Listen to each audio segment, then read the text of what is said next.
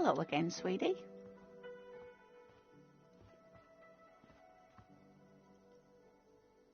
Oh, sweetie, I heard your conversation with the manager about your financial troubles.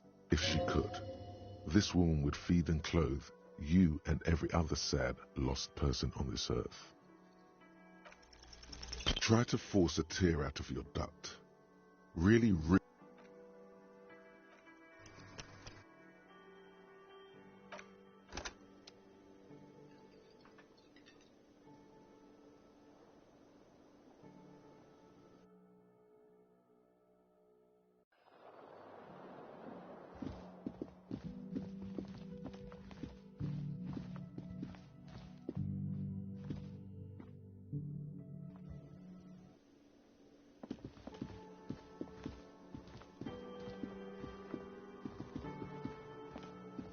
Hello again, sweetie. Oh, sweetie, I heard your conversation with the manager. If she could, this woman would feed and clothe. Your deportment remains dignified as you shed a single manly tear.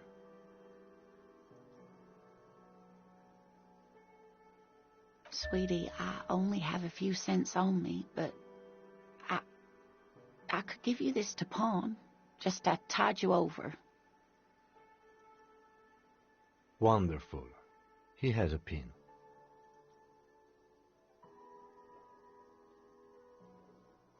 The pin is round and slightly tarnished. 3 sailboats in bas-relief with the sun hovering over the water behind them. A chipped green banner at the bottom reads, San Baptiste, Summer 31. Oh, it's not an ancient family heirloom or anything, but I suppose it would be nice to get it back.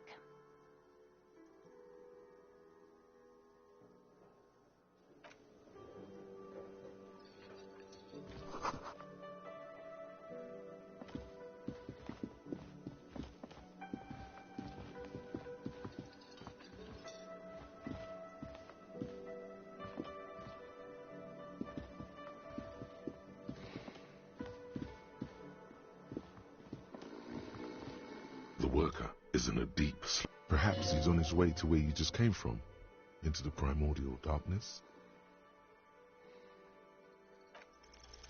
There is only one way to awake this bone idol from his slumber. Roar like a hurricane. Rip. Why the yelling, man?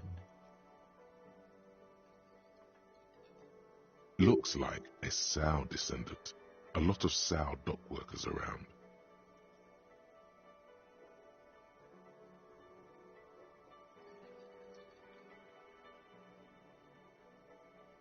Really? You woke me up for that? Fine. What is it, officer? Thank God, no.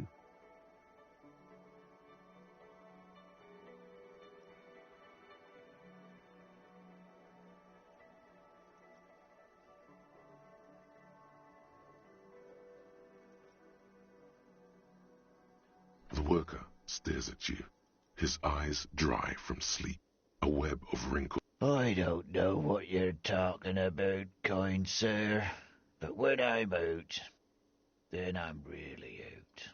A little me time in the abyssal pelagic zone. You can never return to it now. Only detective work remains. Wait. That's the name of my employer. I work in logistics.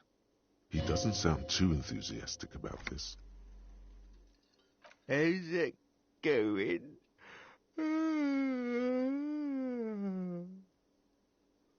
Haven't you noticed what's going on outside?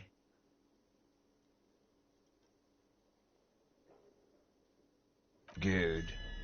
Then you understand the gist of it.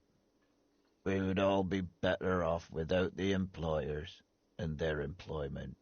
For one, I could get some goddamn shut-eye. Right to sleep, I say. Nate got it. Majoret's got it. He's guarding the gate. I'm just getting some sleep. Or was. We are. The workers. The union. We know what we need. What's right for us. Okay, I guess there's also Everard. He's in charge of the Union. He's smart, knows how to negotiate. He's got our back. Yeah, what about it?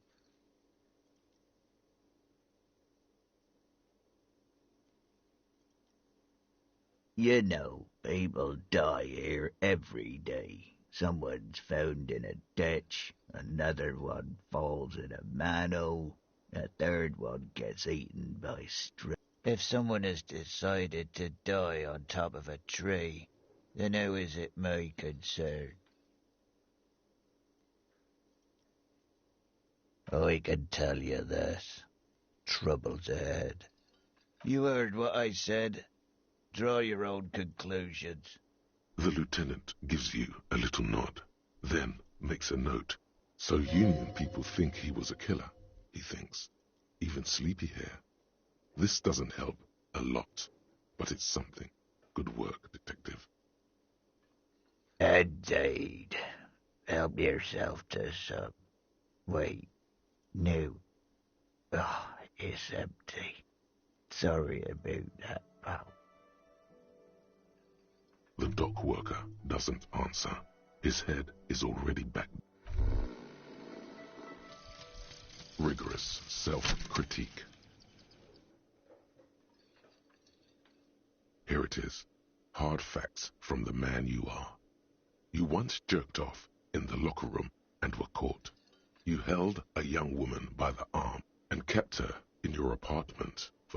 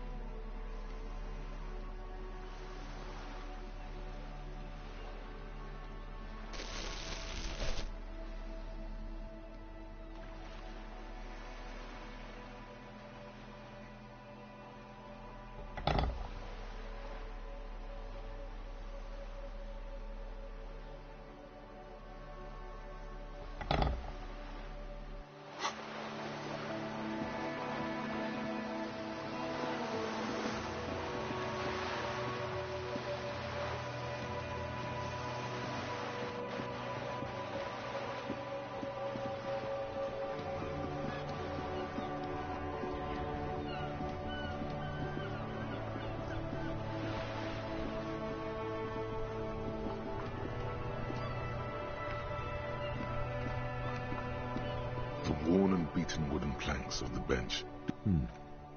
We can sit on benches after we've solved the murder. Let's go.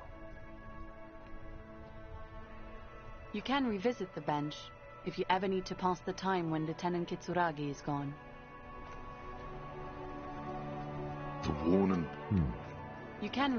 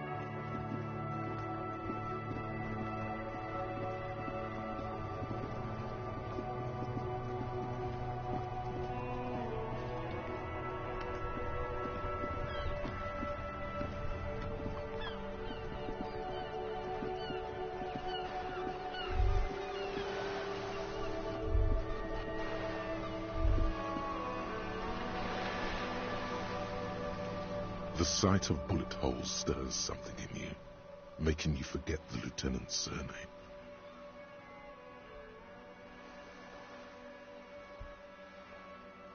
Where? There? Those are old. These bullets were fired during the Revolution, over half a century ago. They do not warrant investigation.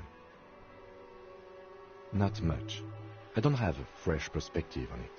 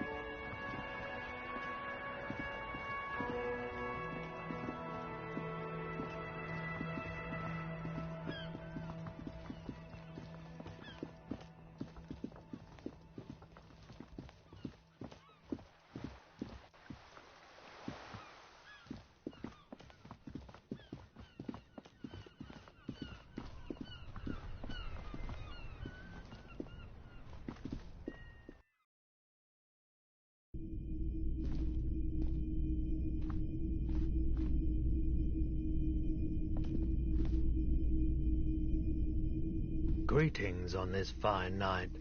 What brings you here?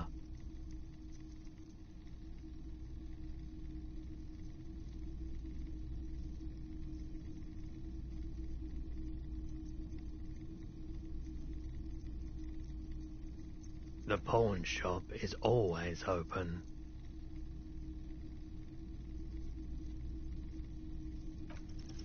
Nope, still no clue. You obviously haven't been doing enough drugs lately.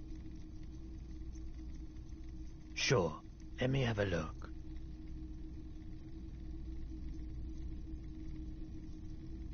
Anything else you're thinking of selling?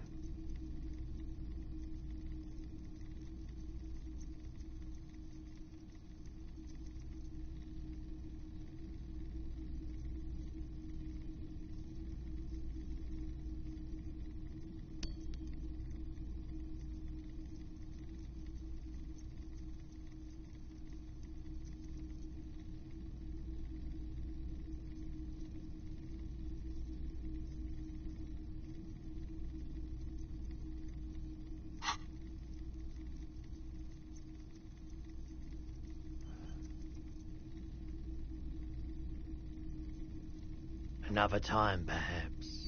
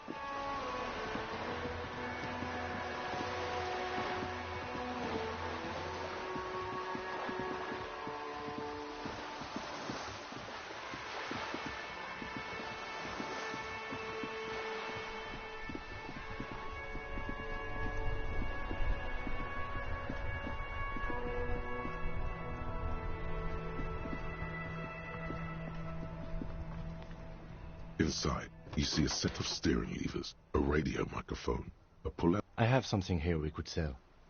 Look in the back, in the suspect transport enclosure. The cage at the back of the motor carriage looks rather uncomfortable. 4 shiny hubcaps are stacked against the seat.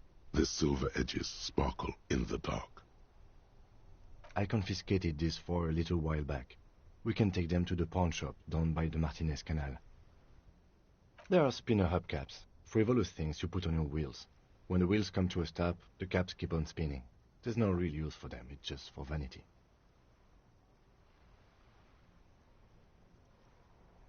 A couple of weeks ago, I stopped a young man for going slower than the speed of traffic. Turns out he was some coalition official's son, and high.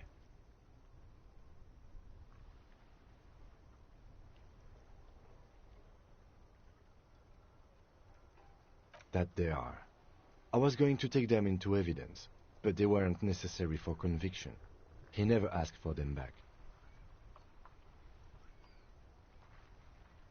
No, that would be silly. I don't know why I kept them. It doesn't matter. I couldn't put them on this MC anyway. A cop with spinners. That would be outrageous. He flashes a smile, barely visible in the dark. As I said, they're useless anyway. But thank you.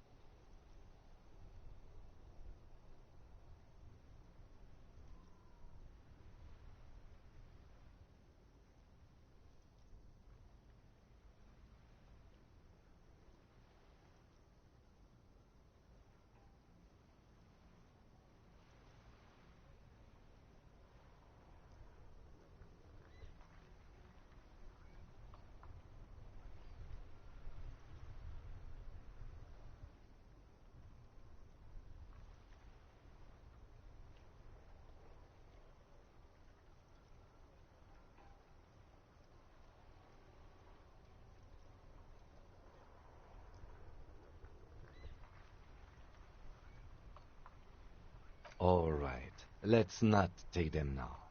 Sounds likely.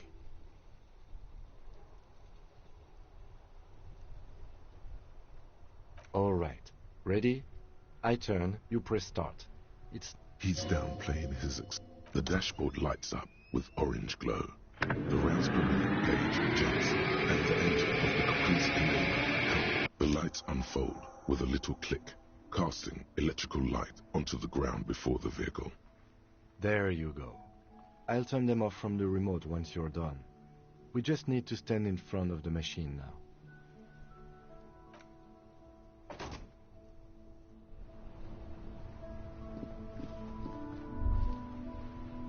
As you hold your ledger's clip under the headlamp, a shimmering iridescent pattern. There she is.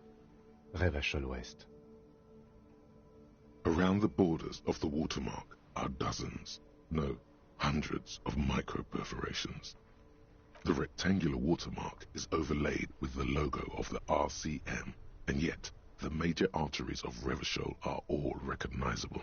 They shimmer in the Kanema's headlights.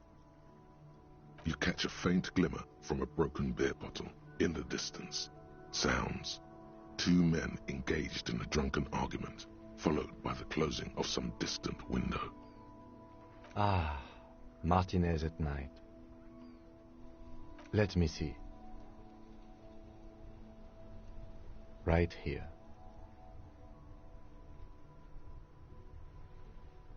No, it does not.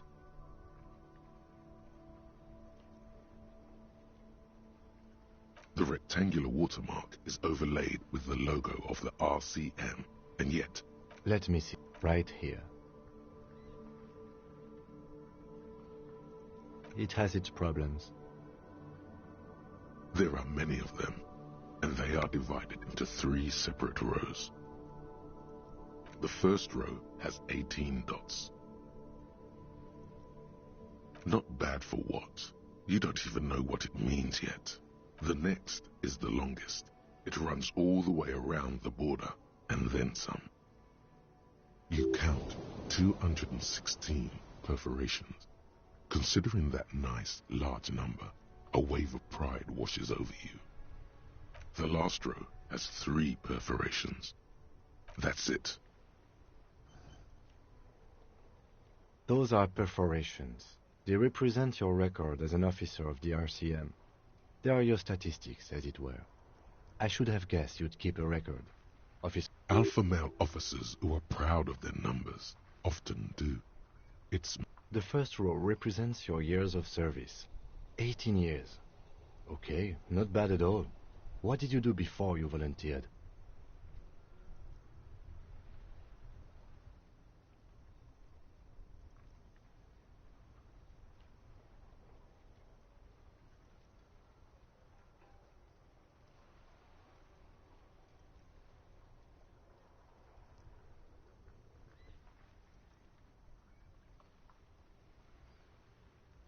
That's what it says.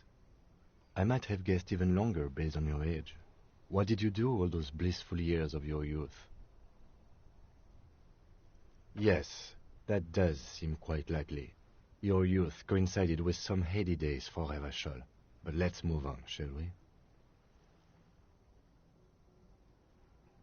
This next row, the one that wraps all the way around, is your number of closed cases. Wow, more than 200!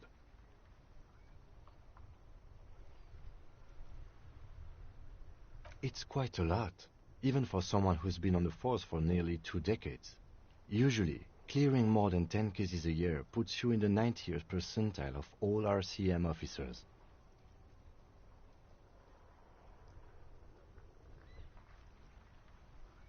Right. Those are your confirmed kills. You've got precisely 3 perforations there. For an RCM officer, especially Precinct 41, which is in the Jamrock Quarter, there are certain officers who treat their kills like some kind of ghoulish game. If they do happen to solve a case, it's usually... But it seems as though you are, or at least were, one of the good ones. So we have that to be thankful for. Everyone has their own method of coping. Some more effective, or self-destructive than others. Personally, I find it helps to keep up a few hobbies.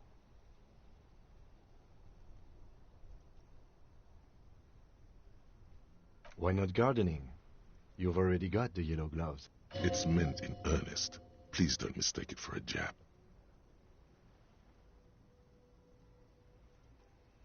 Yes. It's not a problem for him to state it, however. The lieutenant nods.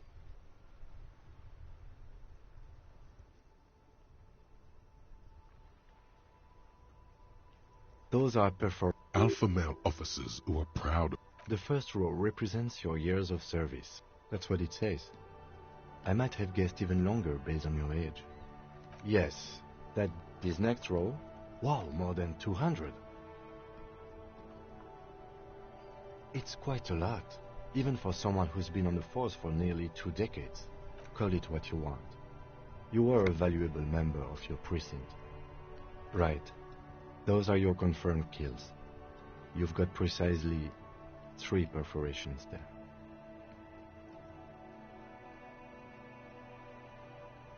For an RCM officer, especially precinct, there are certain...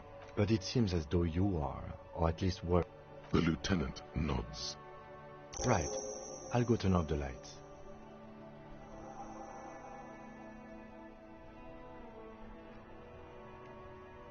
You can now see your statistics on your journal page, to the right of the task description.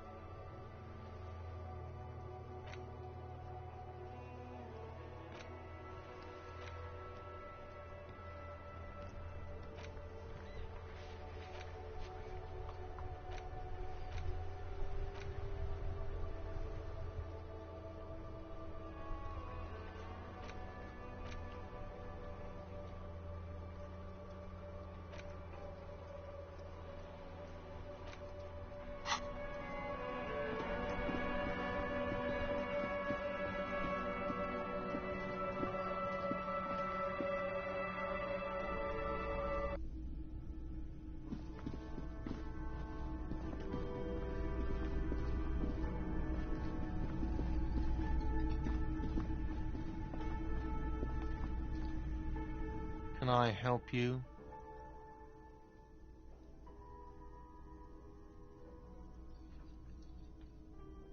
Yes, have you got it? A lot. A lot. For the room, drinks, and broken window, 130 real. Does that arrangement include you paying me what we already agreed you owe me?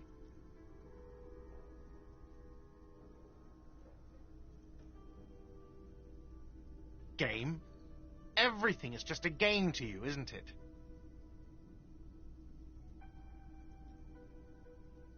Oh, wonderful. Try to do that. I'll have to call you an not until you bring me the money. Okay. I might have something in my motor carriage we can use when you're done here. I really didn't want to resort to this. Oh, Lieutenant, we're done here.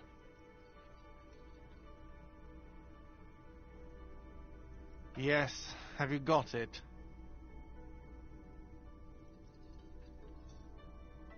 A lot. A lot. For the room, drinks, and broken window, 130 real. Like what? I was really enjoying talking about the money you owe.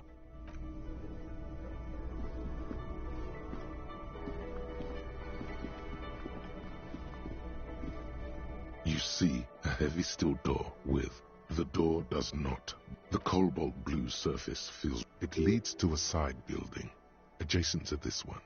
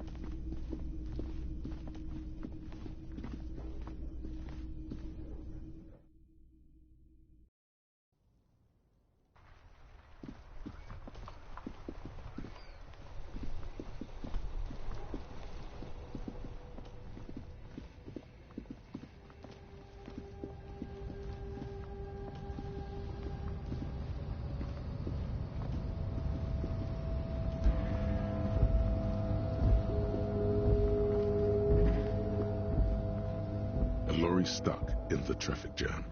This big, heavy Grad-made machine is well kept for such an old machine. The windows are clear. They've been recently washed. You can see a lorryman's cabin with personal belongings, stickers.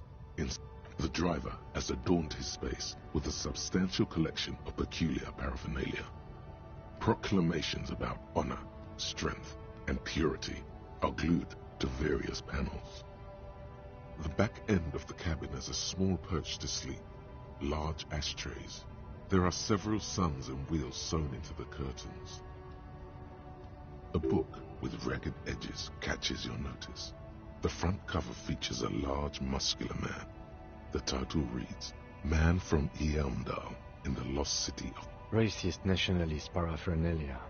Not unusual in this part of town. This is our guy.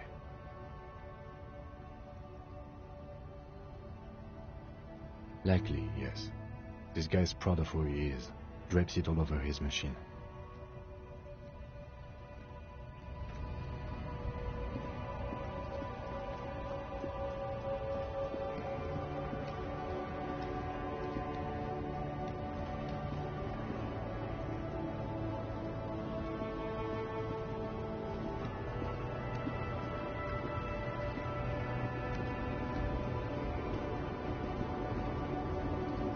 The small, wrinkled woman does not greet you. She nods along to something on her radio. A photograph is clutched in her hands, and there is a warm smile on her face.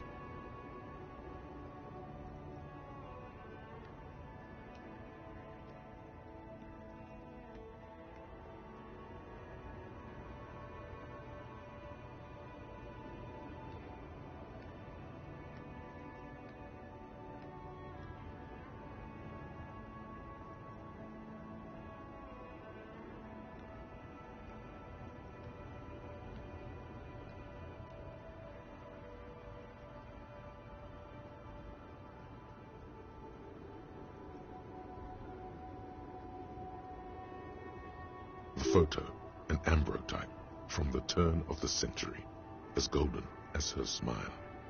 It's the warmth of a winter night's fire. Maybe she could give you comfort and shelter, some cigarettes and food money. Maybe she's your... No response. Wherever this woman is, your words fail to reach her. Nothing. Her smile just keeps widening. Her hair is gray like lead. If you want her attention, you may need to be more forceful. Where am I? Who are you? The smile on her face has disappeared, replaced by the weary aspect of a cornered beast.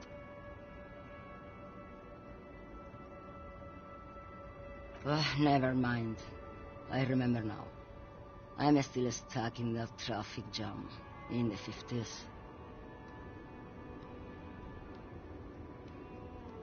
The men have small jaws and everything is made out of plastic. Why do you need plastic when you can make the world out of amber? Back in Mecca, during the time of the revolution, the sidewalks and cafes are filled with young people.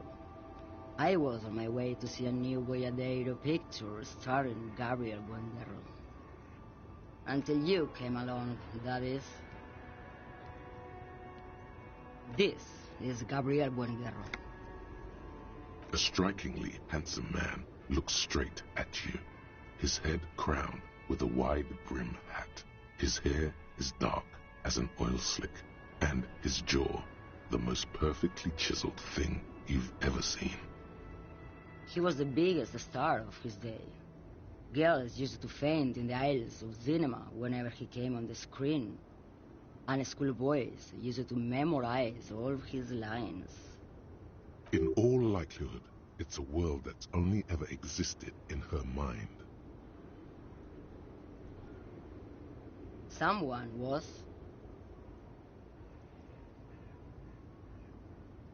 They are someone's memories, boy.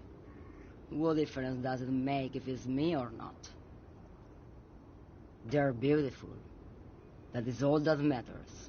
Beautiful and true. And they will win. They're coming for this, you know? She seems to derive some bitter pleasure from this strange thought, as if the past will one day wipe the present away, like a tidal wave approaching. I wasn't dreaming. I was there, Loman. It was early spring, and the man behind the black sun had just come out. The posters were 20 meters tall. Everything was gold. While you, people, were tearing each other apart over your petty little revolution. The Republic of Mesk is a massive confederation on the Isola of Muindi, the world's largest state by territory. It's a petrostate, a constitutional monarchy, and as a... Why not, Harife? It's not like I have anything better to do in this hellhole. There's something off about this woman. Tell her to show you the soles of her boots. Maybe she was at the hanging somehow. Diamonds? Of course not. But wouldn't it be marvelous if I... Whatever stupid things they put in the lorry, I imagine.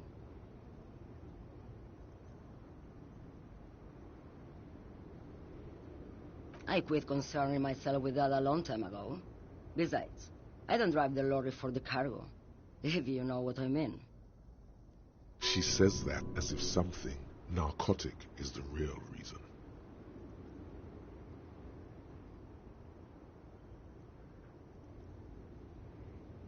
Oh, it's so much more than a high where I go. Yeah, it's definitely some kick. Some terrible kick in the dark. A sleep kick. Perhaps. Then it's contraband, Loman. What? Do you want to take an old woman in? Be my guest. Bad hand. Hermenegildos' bad hand strangled 300 people. What can I say? Some people just really like strangling people. Diamond. Of course, whatever stupid things they put in the lorry, I imagine. I quit concern. She says that as if something. Of course it does. What did you expect? Diamond? Of course not. Whatever stupid things they put in the lorry, I imagine. Is that all you wanted to know, Lowman? Of course not. To truly understand the boyadero, you need to listen to... The boyadero, Boya for short, is a cowherder from upstream Magritte, the great steppes of northern Mesk. He is a rugged individualist and explorer. It's an old ballad about a young girl who falls in love with a daring boyadero. He promises to marry her as soon as he returns from the Western Plain. Don't be stupid. The boyadero returns from the Western Plain a changed man, one night. As he and his beloved are out walking along the river Margaret, she pleads with him. In the background, you can hear the orchestra swell as the screen fills with the maiden's imploring eyes.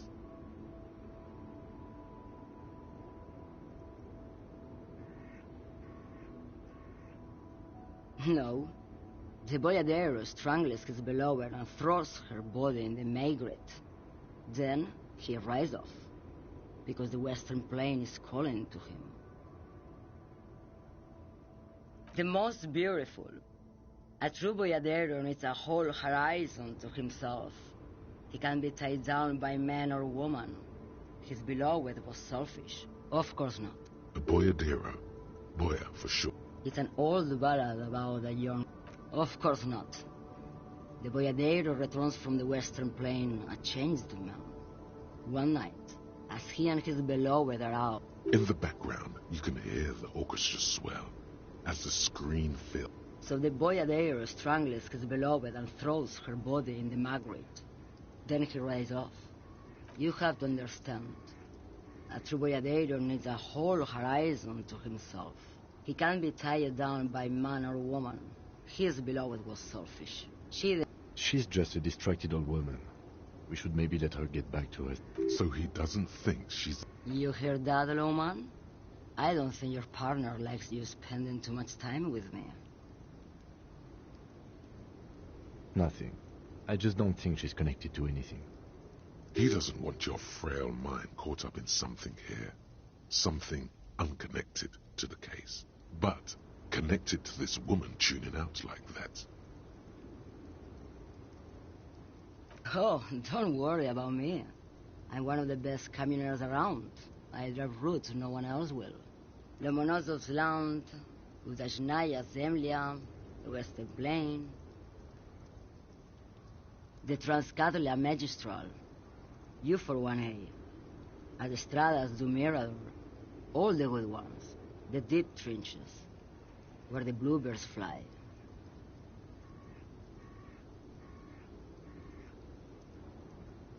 Irmao, I already am dust.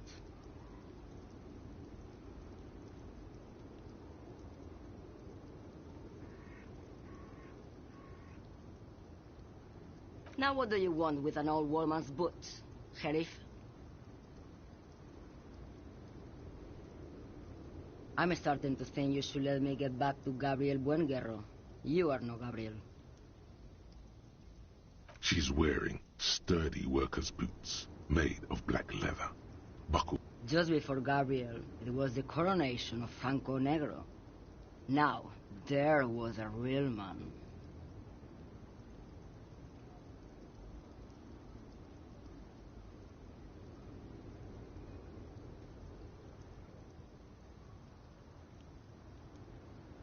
Moreover, the boots were size 37, tiny.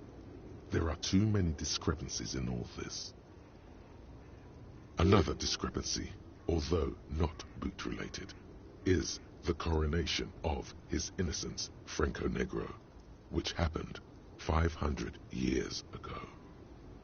I could have told you that from just looking at them. The size is 37. The feet of a little girl, they fit well on the pedals.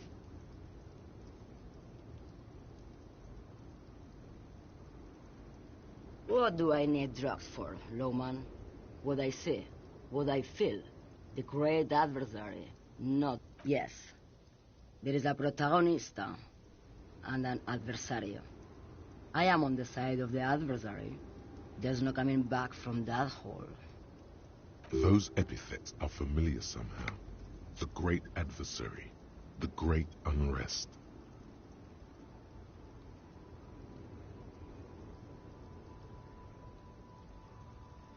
Then what were you getting at? Maybe if she thought you're corrupt.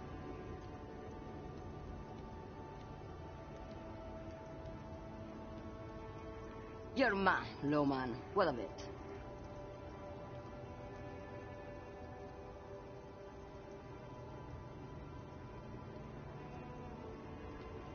Good. I don't care about drugs. Little molecules, they are nothing.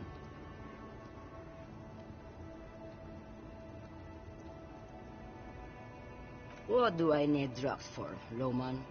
What I see, what I feel. The great adversary. No drugs can compare. If you don't know, Maybe if she thought you're corrupt.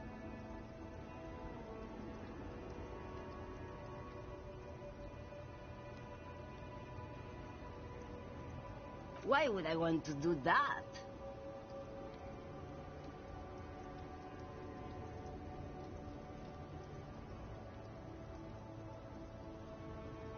Lowman, what in the name of God are you talking about?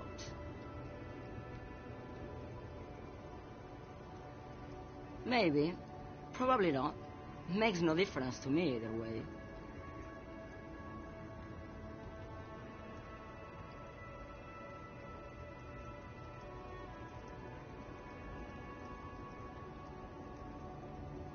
Just this month, I made half a dozen trips from Saramiris to Grad, on the U41A.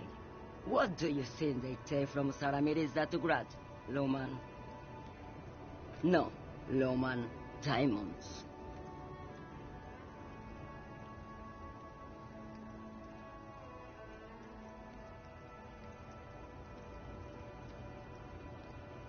Easy. He's the skinny man who thinks he's a poet. Never trust a poet. Also, he's the only one I can see from here. That's correct. There is no visibility of any of the others.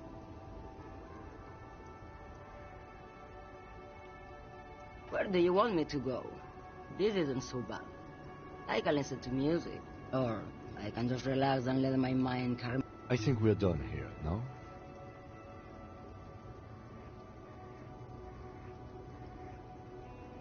Yes, go. Enough jamboree. I need to get back to mess.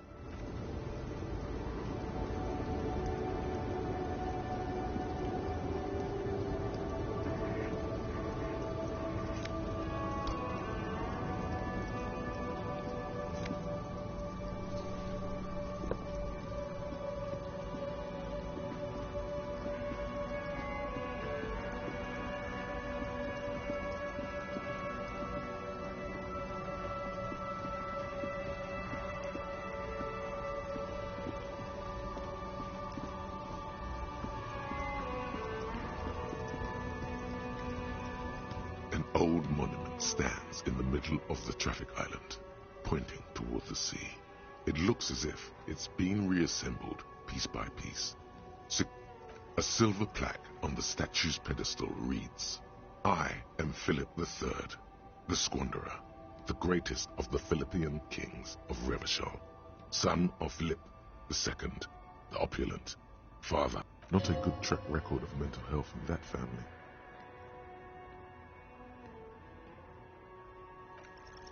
Even by the standards of the Philippian kings, old sumptuous Philip was known for his profligacy. Well, he blew through the whole national treasury, starting the decline of one of the penultimate centuries. His own maladministration foreshadowed the fall of the monarchy. During the anti-centennial revolution, an end to his family line and the monarchy.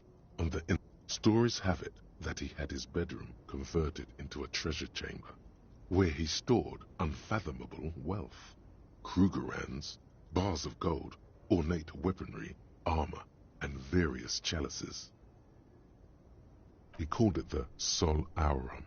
It was obscene, There were whispers he slept on a huge pile of gold-dipped feathers, like some obese dragon, instead of a bed, like a normal person.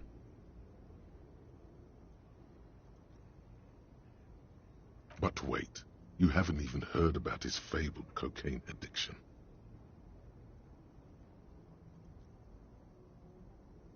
You see, old Philippe wasn't just good at squandering the national treasury on gold and ceremonial weaponry. He was not just any nose candy, though. We're talking Royal Philippian Blow, allegedly twice as potent as the stuff you find nowadays, and purple.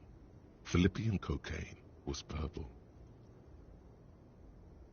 Cocaine. Cocaine.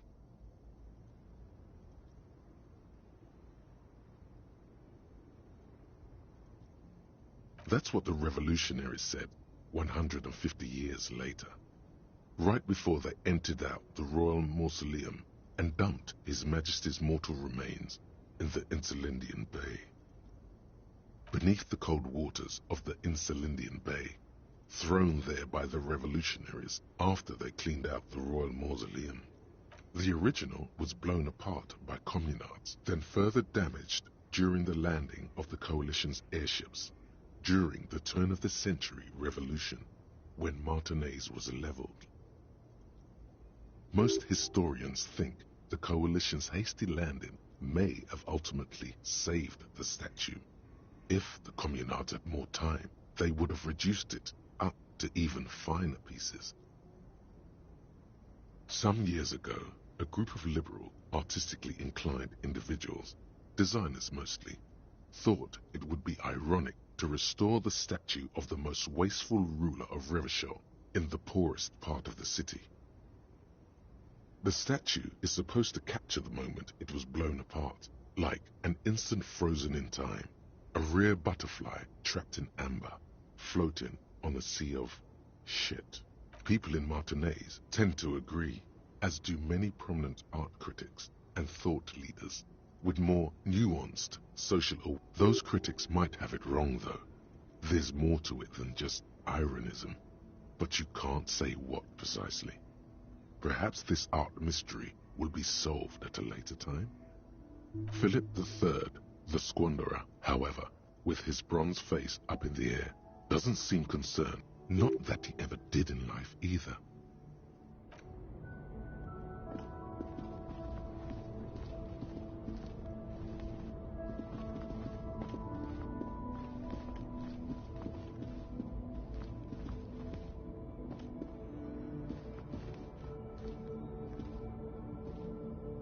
Yes?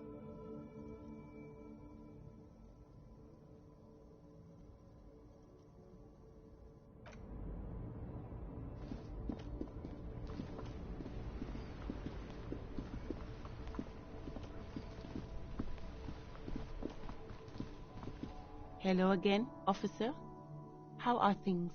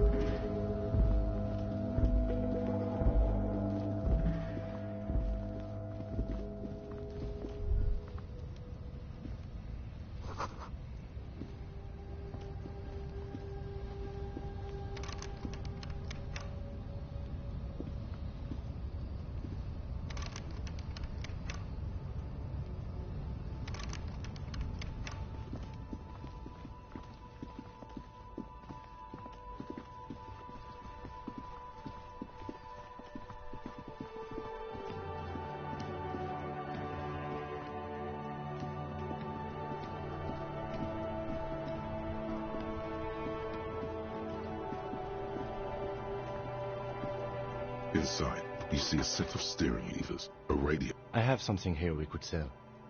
Look in the back, in the suspect transport enclosure. The cage at I confiscated this for a little while back. We can take them to the pawn shop down by the the lieutenant nods as you take the spinners.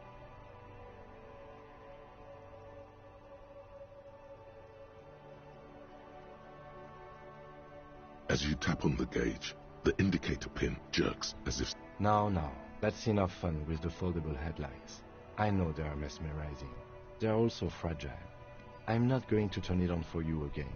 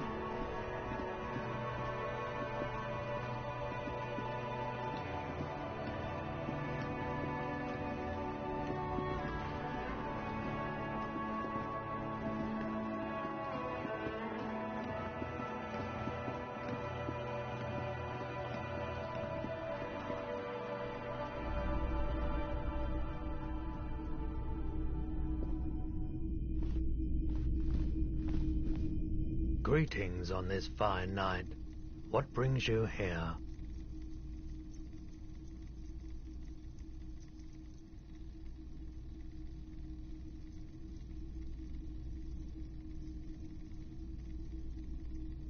Yes, we'd like to sell these hubcaps.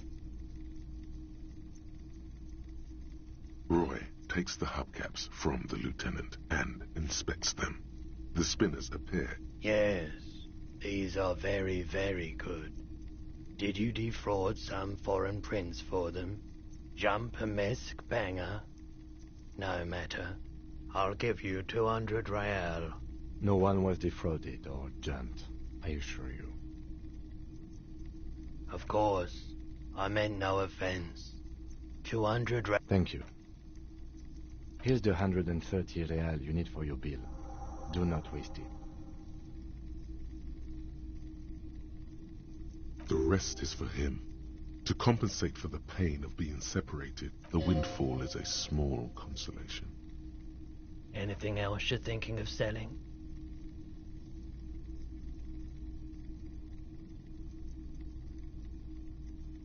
Another time, perhaps.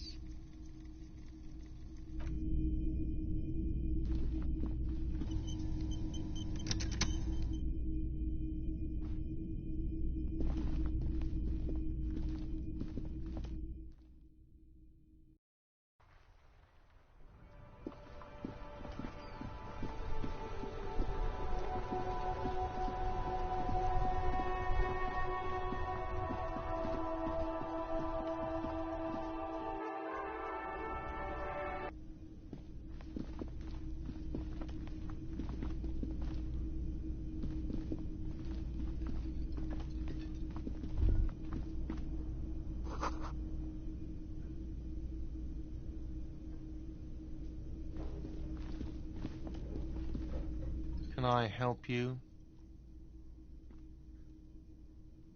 Yes, have you got it? Well?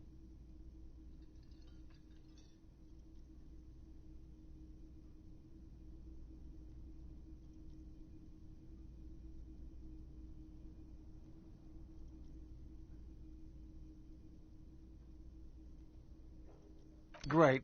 Thank you, officer. That's all I wanted. Payment for services rendered.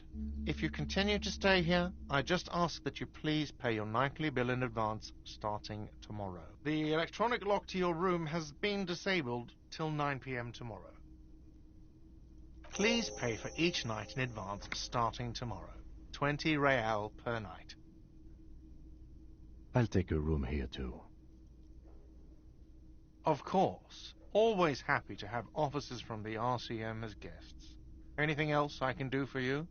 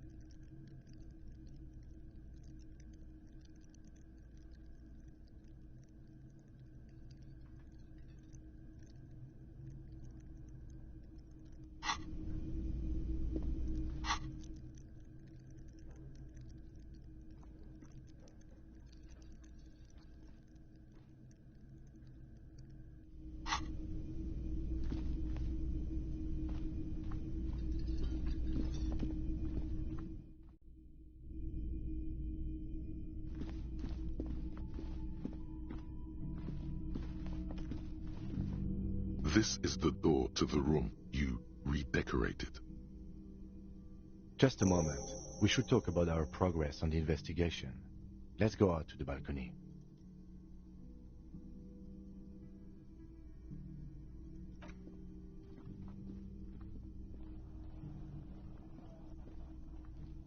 The air outside is brisk. The lieutenant is silent for a moment. He listens to the traffic hum. Then, Now then, we should talk about the investigation. But I also feel you're a bit hazy on the RCM. Our role here, our rights, our jurisdiction, basically. I have a cigarette every night when I go over my notes. It's something of a ritual. oh man, he looks so devastatingly cool with that cigarette. I apologize, but I only brought one with me. I have exactly one cigarette every night while going over my notes.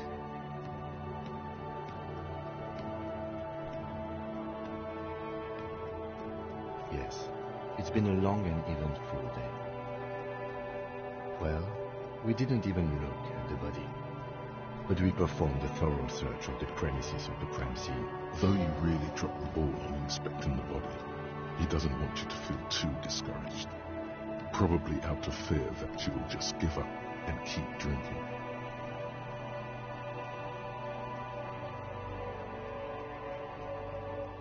It's not my job to evaluate your methodology, officer.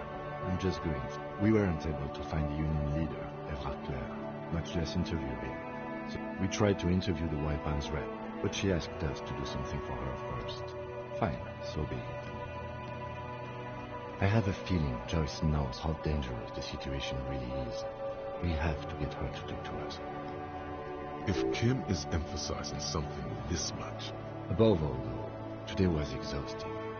What's with all the running? You run a lot. Is that a standard procedure? I have a really good theory about why you're running so fast, son. Just you wait until we get up tomorrow.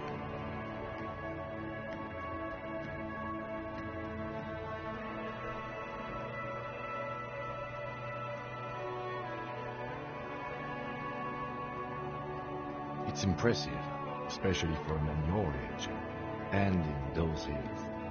Nice shoes, by the way. I like the green. Goes with the orange. They're quite limited, actually.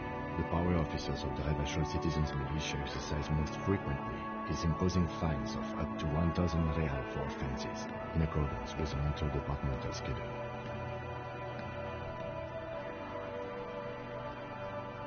We can arrest people, of course, but rather than bringing someone in directly, it's preferable to serve a station call slip. It prevents confusion and overcrowding.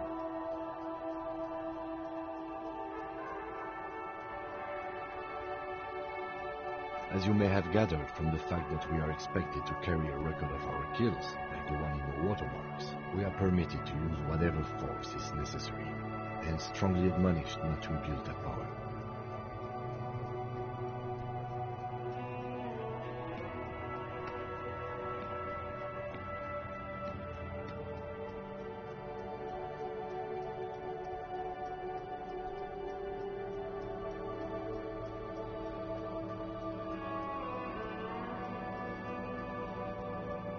We don't convict.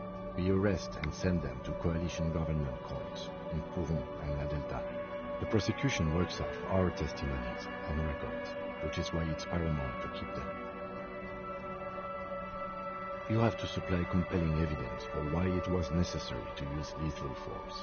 In this, not a good position to be in, by the way. Internal Affairs handles these cases thoroughly, by cross-examining you for inconsistencies. It is hard, yes. The international community's... The RCM was formed by the coalition government to restore order in the international zone after the revolution. So we did. Now we attempt to maintain that order. Or perhaps it is better to say we were allowed to form. It's a point of contention whether the citizens of Revachol or the coalition government founded the RCM.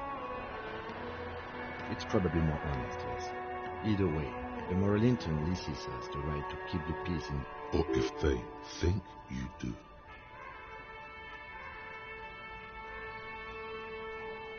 The Moralist International are the world's largest political organization. You know who they are. They have been running this place after the revolution failed. They're a union of center-left and center-right parties across the Real Belt. Our coalition government is just one of its many projects. They also run the ICP, EPIS, most intergovernmental organizations in the world. What do they believe in? They are Dolorians. They believe they continue the humanist project set forth by Her Innocence Dolores Day for centuries. Those others say they continue the humanist project. Interesting question. It's a blue forget-me-not. Their motto is love, compassion, self-discipline. I think you can gauge what they want you to think of them from that. Something kind and you, something almost, something ominous. Something even a little feminine, but in a strict manner. A historic figure? The author of the modern age? You will have to look elsewhere for opinions. The subject of humanism is... The Moralinton are a fact. I try not to have opinions on facts until they change. And it doesn't look like that's about to happen. It is more than that. There's some kind of affection in him. Yes, I did, when I was younger. In my 20s, I considered myself a moralist. A blue forget-me-not, a piece of the sky. That's another leitmotif associated with moralism.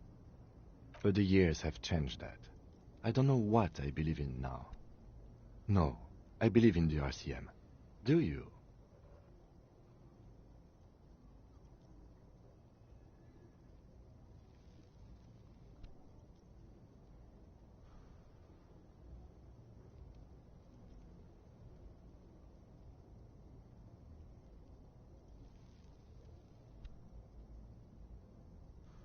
In fact, we would need them even if you didn't think that way. We are in what is called the twilight of international law. The laws we claim to enforce come from the MI. Without them, we are simply vigilantes. Then you will adore Martinez. For many of these people, the Union especially, vigilantes is precisely what we are. Personally, I don't enjoy it much. The dying lights of the city shimmer below, slowly, like luminous clouds. This soldier is the highlight of the day for me. An aerostatic passes overhead, the whiskers of its floodlights on the ground below. Kitsuraga's glasses light up as he looks. They really don't like us here. And the mouth on that kid, Kuno. It's different in land, in Jamrock and the GRIH.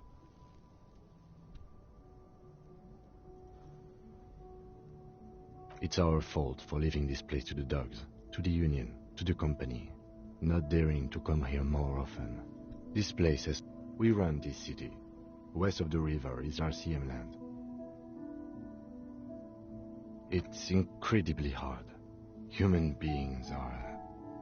But we are in control, and it's worth it. The organization works, our systems work. If they didn't, the city... Me too. But I wouldn't count on any drastic changes in our lifetimes. Yeah, it's getting very cold now. Let's go.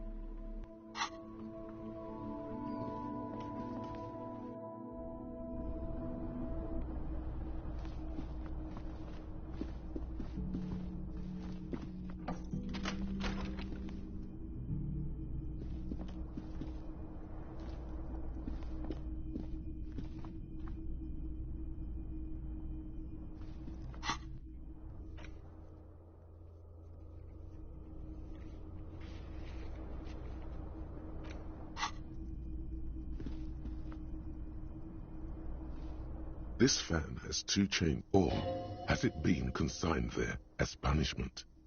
You feel as though this creature is your The bed is cold and not particularly inviting, but it's yours. The sheets feel at once coarse and clammy against your skin. The bed sags beneath your weight as you stretch out and finally close your eyes. And then sleep doesn't come.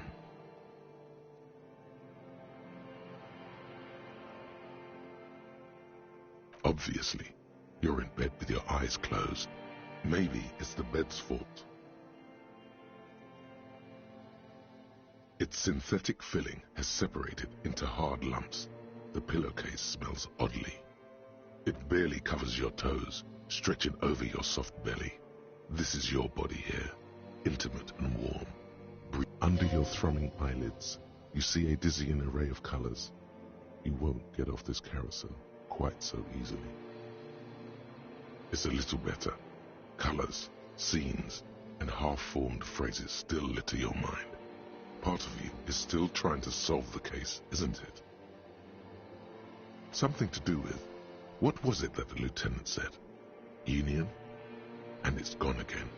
Your thoughts lost between the slowing brain waves. Your breathing steadies. A great silence washes over you until your eyelids twitch in your sleep. And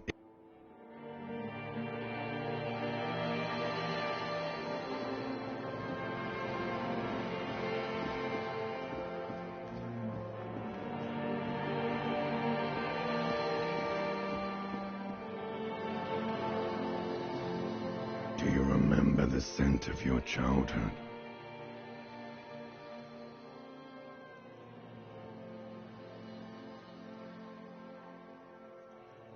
What it says on the can, Harry. Answer the question. You're not kidding anyone, Harry. You don't remember shit. Tell me. Do you remember your wife's hand on your face?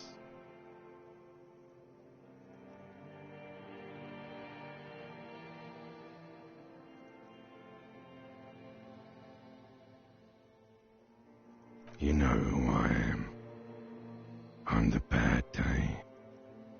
The one where you ask her, and then later in the streets, wandering. It's the worst. Reality will turn into a grotesque nightmare. This will be the last thing you did to her.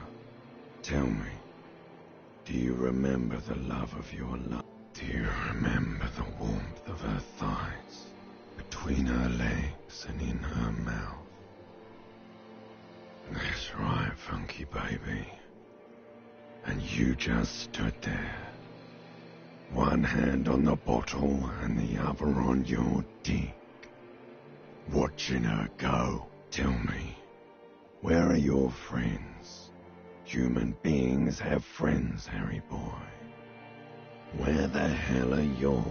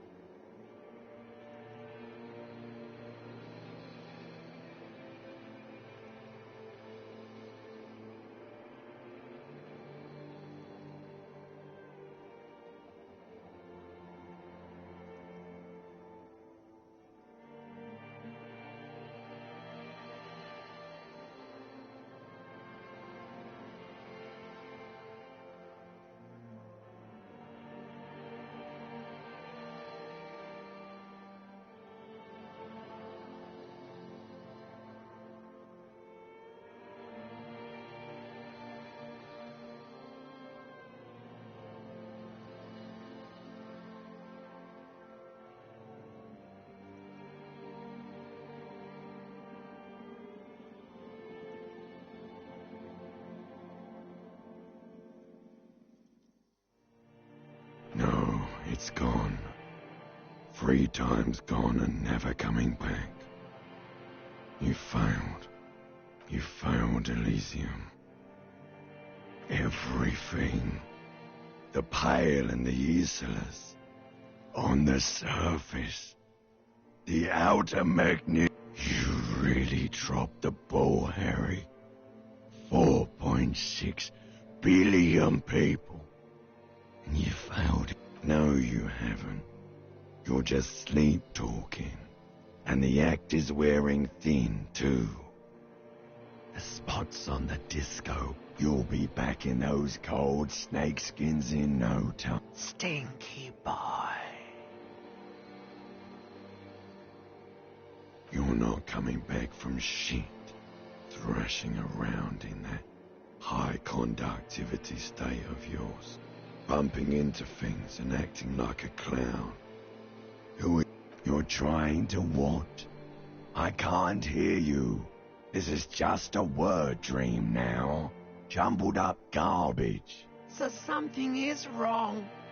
Sleep shouldn't be this bad, this dry, this unnourishing. There's something wrong with your thoughts. Oh yes, party boy, and it's worse than the one before. Just think of the shit you saw. Here it comes too. So soon already. A silent alarm goes off in your head like clockwork. Barely let you sleep at all. Time to go to work in the shit factory.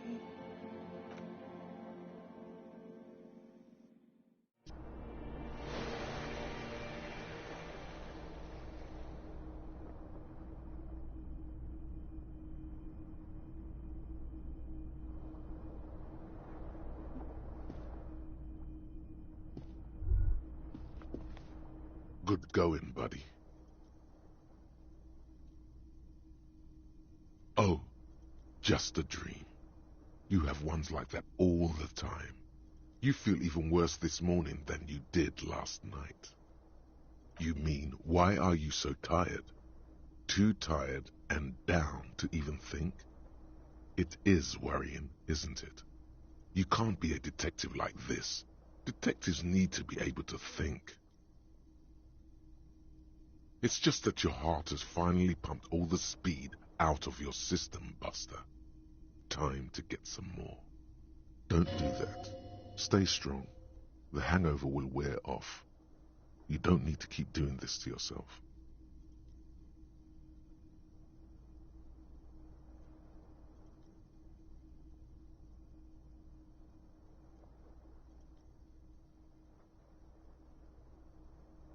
Speed is a potent central nervous system stimulant.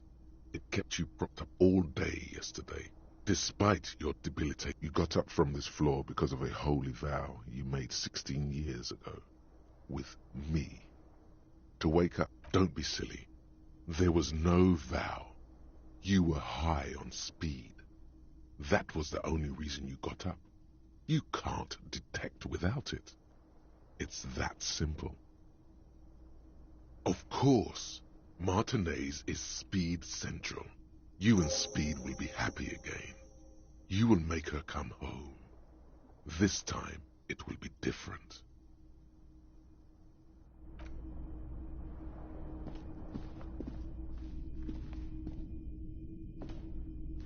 A mirror hangs on the bathroom wall. In it, your face, adorned with the expression.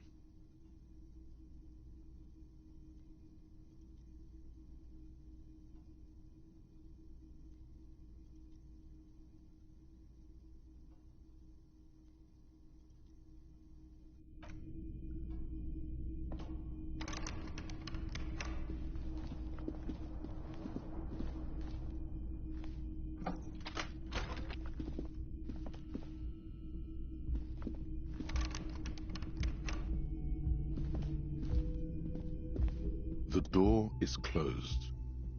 Still nothing. This door can only...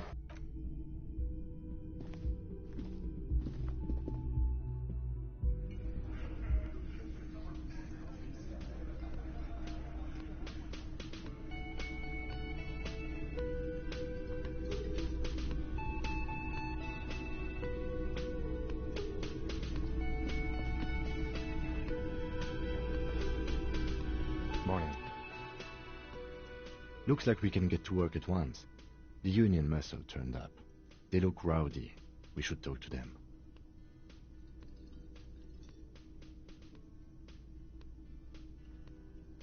I mean ungovernable. Martinez isn't exactly enthusiastic about the RCM being here. They prefer to be polite. Men who drink beer for breakfast. There's talk of an armed wing of the Union called the... I completely forgot. Sorry, I had a rough night's sleep. It's them by the looks of it. Loud and nasty. One loose thread less to worry about. And one big problem to replace it.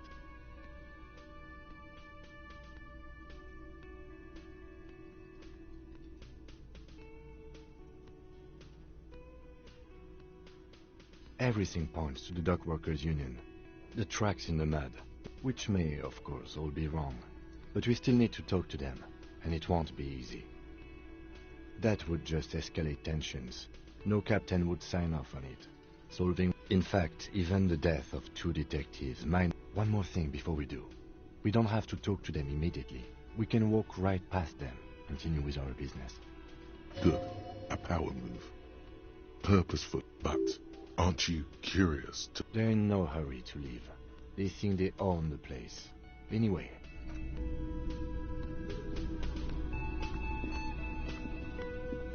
Just a moment. And there's no public phones nearby? The closest phone booth is down the coast. Sorry for the inconvenience, ma'am. It's fine, I understand. Thank you anyway. I'm glad to see you again, dear. Please don't trouble yourself about me, sweetie. I was just hoping the Union office probably has a phone, but I can't really get there. Or to the phone booth down the coast. And Gary's phone is dead, too. The manager was vague about it. To let the young woman who's house-sitting for us know that we may be delayed. I was also hoping she'd heard from... A little missing persons puzzle might just be the thing to take your mind off the hangover. That's just it. This isn't like him at all. He always plans his expeditions so carefully. But you have more important things to worry about. More important than a missing expedition? I don't know. Expeditions often lead to something interesting. Just some field work, sweetie. Morel is a highly trained scientist. He and his assistant Gary are studying, but they should have returned by now. They were just going down the coast across the waterlock to set a few traps. The waterlock, that was broken. Could this be it? Oh, sweetie, it's nothing like... Gary's as loyal as they come. I trust... Oh my, what happened to the waterlock? Well, whatever the cause, I'm thankful to both of you. You've spared me another sleepless night. You're welcome, ma'am. I hate to ask, but if your investigation takes you to the other side of the coast... This will surely lead to a cryptozoological mystery with that extremely rare insect. Yes, some left-field scientific research is exactly what you need right now. Funk up that. And if you see him, let him know Lena is waiting for him here at the Whirling. He gets so tangled up in his work that he may not know the waterlock's been repaired. And it's cold out there. Oh, you're such a dear. Thank you, sweetie. Oh, yes. A zoologist. A cryptozoologist, to be more precise. It's a pseudoscience that attempts to legitimize research into mythological beasts and... That's one opinion, yes. And people... My apologies, ma'am. I did not mean to It's not a hobby, dear. It's a subfield of zoology. One specializing in animal species that are so... Searching for such species called cryptids is difficult and often thankless. And frankly, many scientists are too lazy to do it. Universities these days are rarely interested in supporting real research. The quality of research at Revacholian universities has been on the decline, but you doubt there was ever a time when cryptozoology was embraced by the academic elite. She's completely internalized her husband's struggles. They are her own. Oh dear, I'm not sure where to begin. Well, his expression is slightly grumpy, but his eyes are always bright and curious, like a small boy's. And his palms are quite coarse from all the field work, but he's quite gentle. You can't go around Revachol feeling grown men's hands. If you want to find her husband, you'll need more concrete information. It's always a challenge to describe the person you know best in the world. Oh, well, he's a bit shorter than you, but with a larger frame, and he has longish white hair, usually a bit uncombed. You might say. The lieutenant pulls out his notebook and begins jotting down the woman's One other thing, he'll likely have all kinds of field gear on him, even if he's not out in the reeds, you know, just in case. We'll be celebrating our 16th anniversary this autumn. Not the most numerically satisfying anniversary, but I like the less obvious milestones even more somehow. Via dating agency, I'm ashamed to say. I was looking to get back into the scene after recovering from my accident. And we hit it off, and, well, here we are. I hope I've been useful. Oh, sweetie, it's fascinating. But I shouldn't bore you with entomological mind. The lieutenant gives you a sideways glance.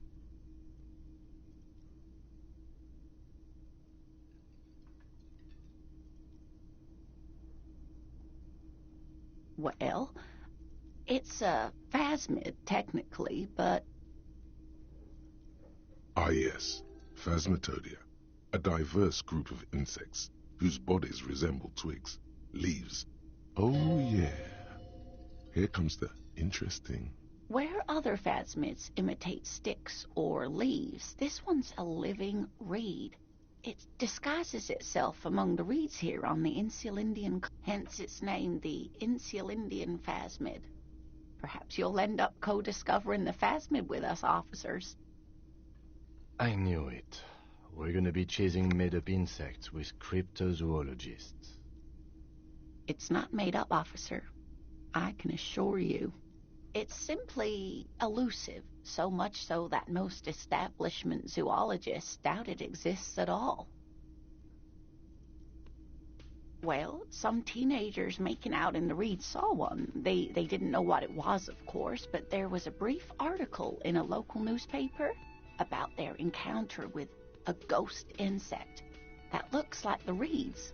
Of course, most phasmid sightings turn out to be false alarms, but their description matched the Insulindian phasmid perfectly, and they didn't even know what they were looking at. Not at all. Why else would it hide itself so carefully? Oh, I doubt it. No one gets into cryptozoology for the money, sweetie. Yes, it can blend in almost perfectly among the reeds. It's how it stayed hidden all these years, centuries even. Oh dear, I'm afraid I'm not explaining this very well. Morel can explain it all much better. I wish you could hear him describe it. Then you'd understand, I'm sure.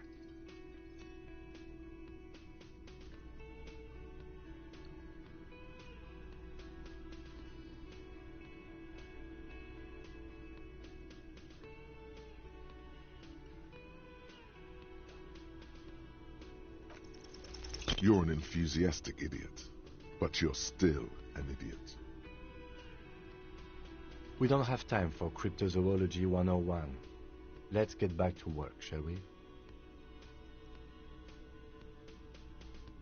I hope you were able to pawn that old trinket. Oh, thank you, dear. I confess I am glad to see it again. Even the lieutenant seems happy with this turn of events. Now, what else, sweetie?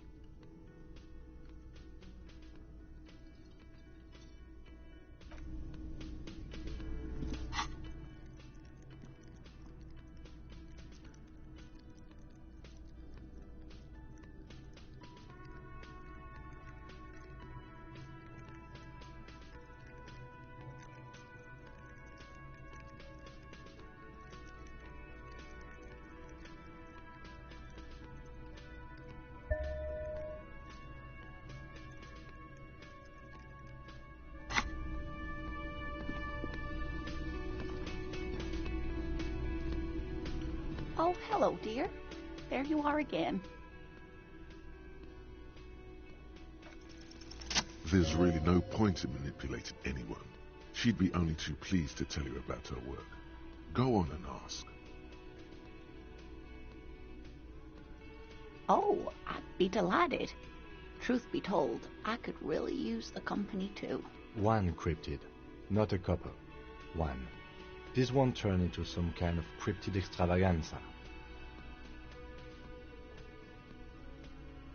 And I don't. Just... Or he'll be disappointed. Ooh, tough choice there.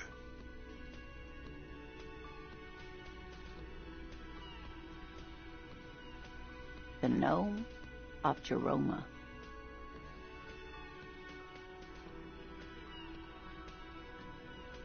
Oh, it is. None of his victims survived. Grieving relatives never even found. It was reportedly a small creature with webbed fingers and a protruding forehead and ungainly. A couple of campers found it when it was already dying. They heard an odd wailing in the woods and followed the sound. They were scared and wrapped it in tarpaulin to suffocate it. It still took the Gnome of Jeroma an entire day to die. If the body of the creature was found, why aren't there detailed illustrations of it in science textbooks? Alas, the first scientist who got his hands on the creature's corpse put it in a jar of formaldehyde, thinking that would detoxify the gnome. Instead, all the venom leaked out of the creature's teeth and into the surrounding liquid, dissolving the creature itself. A poetic end, perhaps, but... Alas, always alas, and then it was gone. Isn't that overly convenient?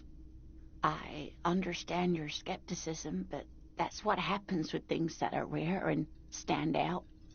Their disappearance is most memorable, and they are least likely to be found again. Hey, you promised you'd only ask about one cryptid.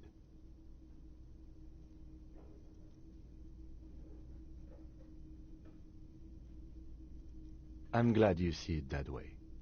Did we have anything more to do here?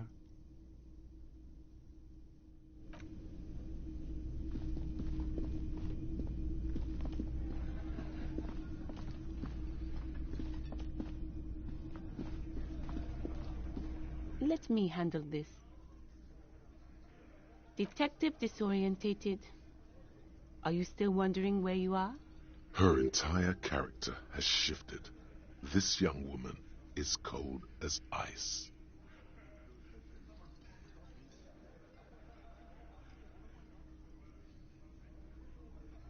That's right. I am not a gardener. I'm a legal counselor for the Dock Workers Union. So let's get to it. You're looking for Titus Hardy? You think he has information that will help you? That's Titus. Talk to him. But know this. I'll be keeping an eye on you. No strong arming. It doesn't matter if you recognize our authority. We will make an... She says nothing. Her glare speaks for her. Like I already told you, I'm a legal counselor. Do you have hearing problems? What you want is of no significance, officer. Don't test your authority. In Martinez, you are no one. What are we going to do to you? The Union isn't going to do anything to you. It is not a crime syndicate. It is... Uh-huh. Goddamn right it is. If anything, it is the RCM who do things to people. But we digress. Aggressive, you make your living enforcing violence. These people are just dock workers. So you were spying on us, and now you represent murder suspects. Just dock workers. Listen, you Moralington lackeys. You're a mob, enforcing the unlawful privatization of Revachol. 20 fat men in the Occident are stealing it all, and you're their bodyguards. Fuck yeah. So ask what you came to ask, or get back to your commanders.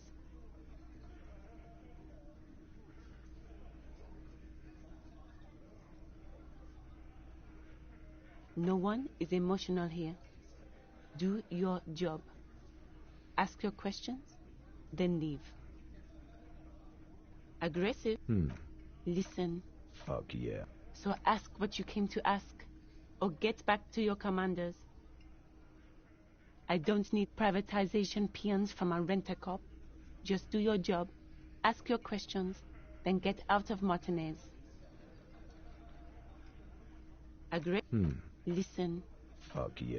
So ask what you came to ask, or get back to your commanders. Get sober. Do your job. Ask your questions, and get the hell out.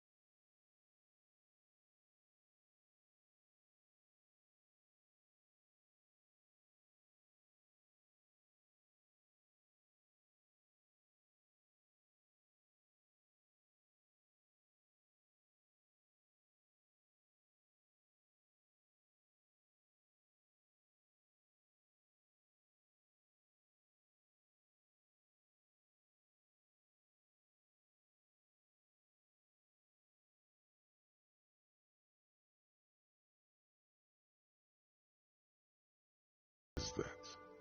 What do you mean, sir? She knows where this is going.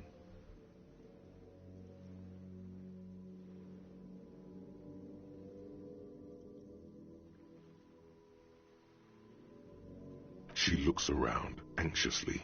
Her hands. The lieutenant stands by, looking at a facade of true professionalism.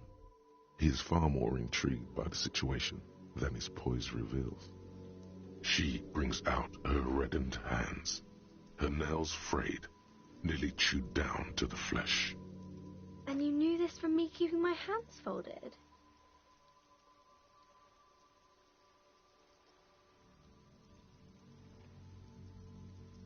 Well, that proves nothing. Anyone could do an easy deduction like that. She actually is impressed. This is more like a defensive reflex.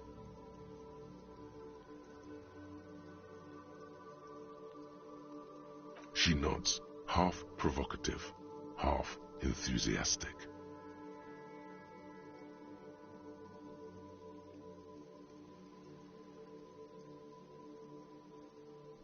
Maybe so, sir. Okay, I know it's a bad habit, and I shouldn't.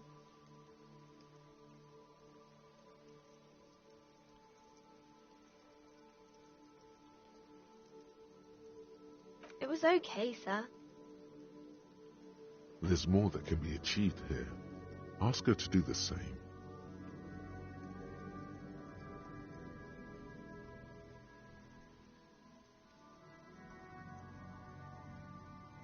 You're quite sober. The lieutenant does not flinch at the comment. He does not flinch even a single bit. He is intensely not flinching. It takes effort.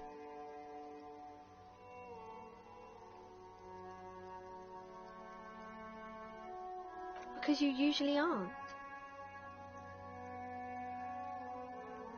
I sure hope you are, sir. There she stands, swaying on her feet, assaulted by... There's something you're missing.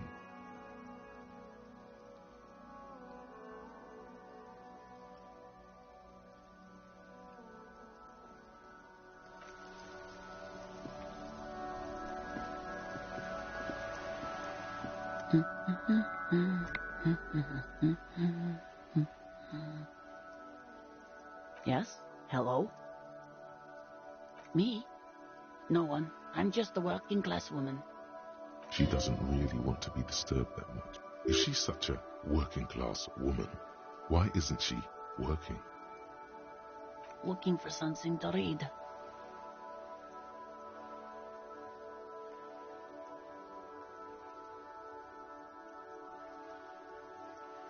I know you are.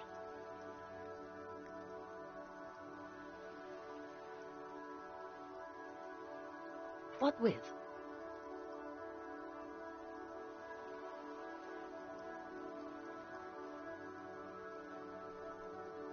My husband?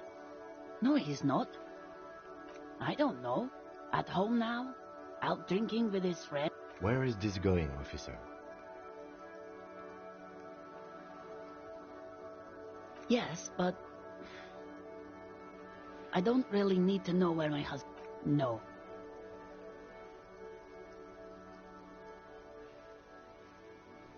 Why are we still talking about this? She has, though. The husband is totally lost. You should tell her that it's okay.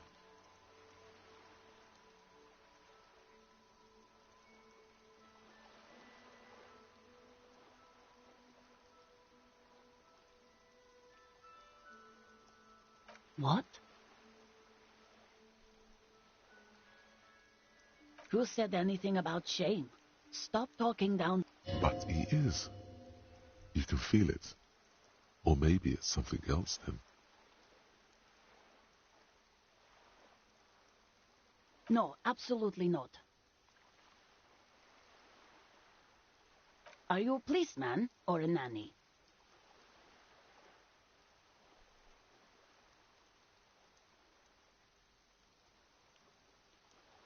They are not missing, sir. You know where they are. They're at home, smoking, giving the ladder of vices a chance. What? That's just... My daughters are perfectly fine. They're almost grown up now anyway. They're past the age they need me protecting them from everything now. My youngest girl, Jolie, is just shy of 16.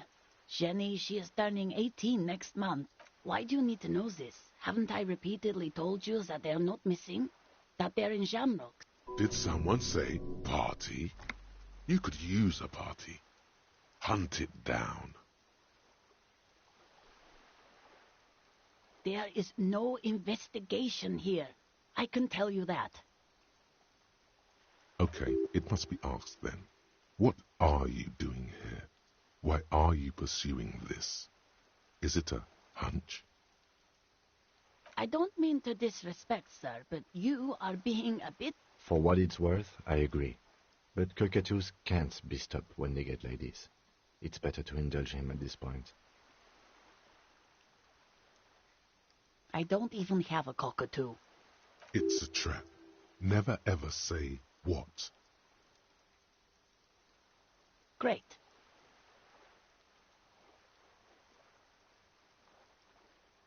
Nothing. Go read up on them if you're so interested. Maybe you should. What if the cockatoo is your astral captain? Or your heraldic bird?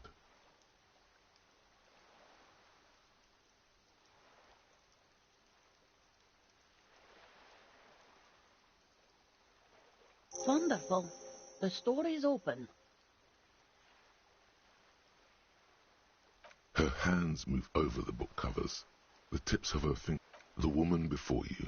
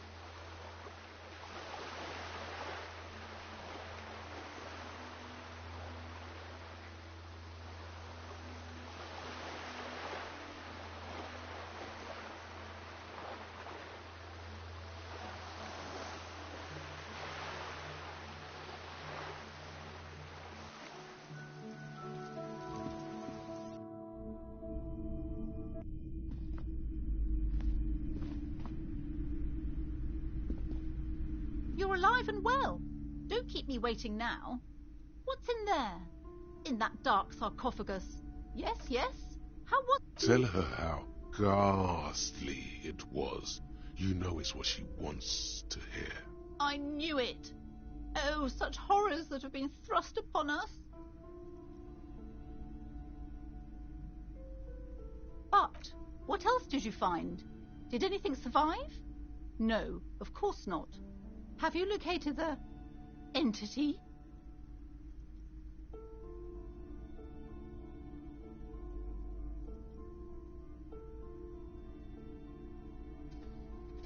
A novelty dice maker? Well, spit it out. Why does she need the dice? For some kind of sorcery? Sometimes they use the ankle bones of sheep.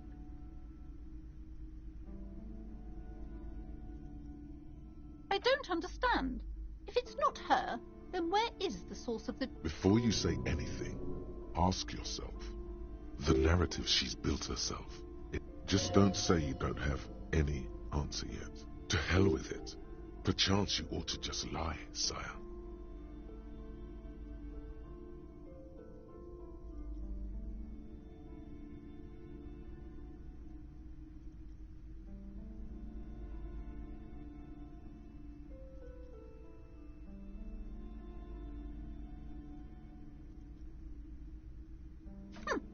Too many inconsistencies. What kind of talk is... Good luck persuading her. Some people can rationalize anything. Yes, because her business consists of the psychic leech that's been feeding the... I see that you've fallen for her manipulation, Detective. The investigation is over.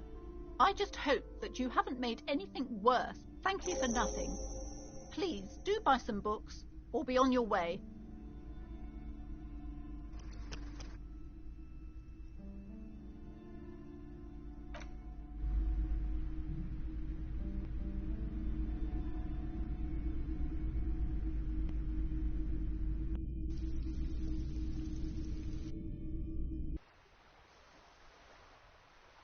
Hello again, sir. The girl keeps her... What do you mean? She knows where this is going. She looks around, anxious. The lieutenant stands, a facade of true professionalism. She brings... And you knew this from me keeping my hands folded?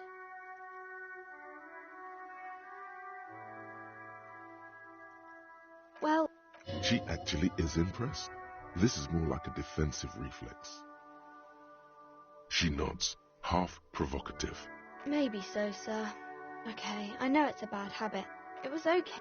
There's more that can be achieved here. Ask her to do the same. You're quite... The lieutenant does not flinch at the comment. He does... I sure hope you ask. There she stands. There's something you're missing.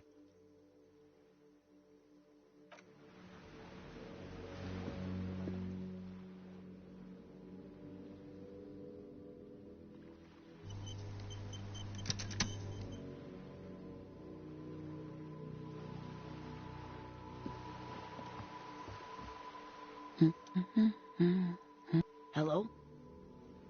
Me? She doesn't Is she such a working-class woman? Why isn't she? Not all the time. Right now I'm browsing books. Even a working-class woman needs some. It is. I know you are. What with? My husband? No, he's not. I don't... Where is this going, officer? Yes, but no.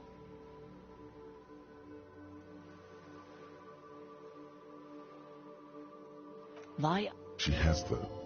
The husband. What?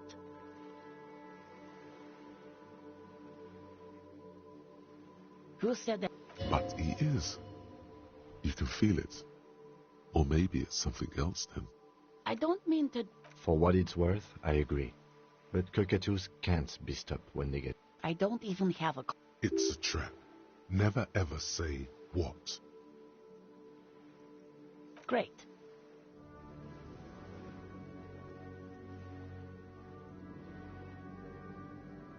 Nothing. Go read up on them if you're... Maybe you should. Wonderful. The store is open. My husband? Mm-hmm.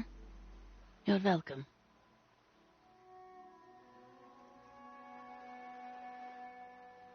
The woman before...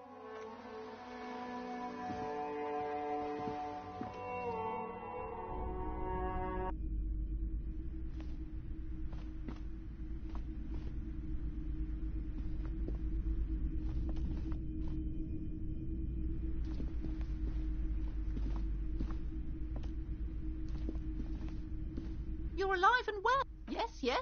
Tell her how ghastly it was. You know it's what she wants to hear. I knew it. But what else did you find? Did anything survive? No, of course not. Have you located a book about cockatoos? There should be one upstairs, right next to the shelf of biographies.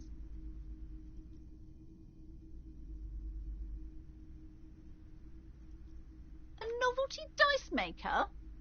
Well, spit it out. Why does she need the dice? For some kind of sorcery? Sometimes they use the ankle bones of sheep.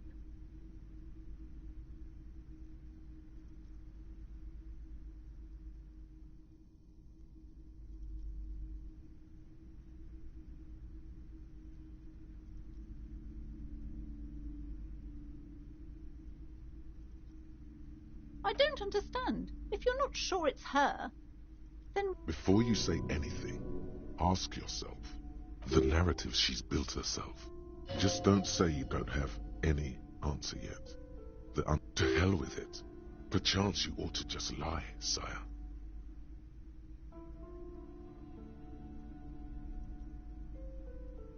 Oh, how horrid! I knew something wasn't right. Tell me, did you find a way to break the curse?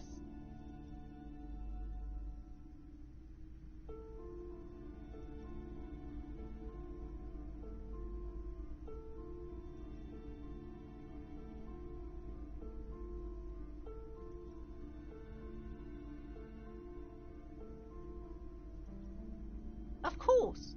I trust my Seminole's wards and charms kept you safe while you perform the... All that matters is that the energies are retreating. I can already feel the curse lifting. Thank you, officer. Truly, you've brought a better psycho-emanation to this humble bookstore, and that's no small achievement. She so badly wants this to be over. She would have believed it will only last a day or two, a week tops. Then her mood was... All right, then. All's well that ends well. Should we return to our ordinary lives? God! I told her not to do that. It's such a disgusting habit. A part of hers, too, clearly.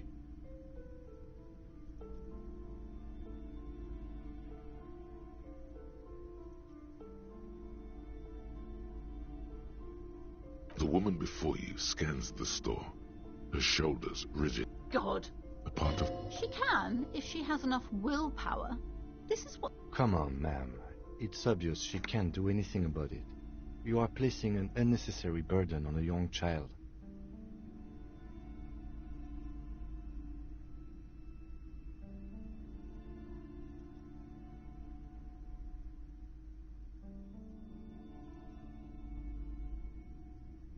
She stands stiff and severe, silently fuming. This is a person coming to terms with a new reality. She's looking for one, but there simply aren't any good... Oh, no. Hold on. I need to invite her inside and apologize. She must be freezing out there. There. I don't know what to say to you. My husband, he tries to teach me business lessons. I have what my mother called a dull mind. All this stress.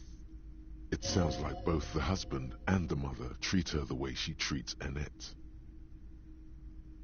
Yes, sometimes it's better to let people come to these conclusions themselves. Yes, I'm afraid so. A real treat she is. It would be nice if she had... No, we couldn't have afforded more children, really. Not in this economy. We're quite busy people, you know, my husband and I. Quite busy. Children are a lot of... I'm sorry. I'm sure you do understand.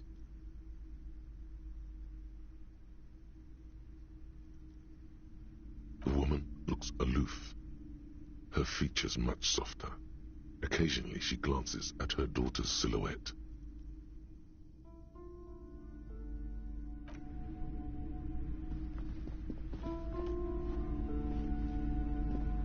I'm sorry, sir. I can't talk right now. I'm very busy with my homework. I have so much homework. You just can't win. Out of the rain and into the gutter.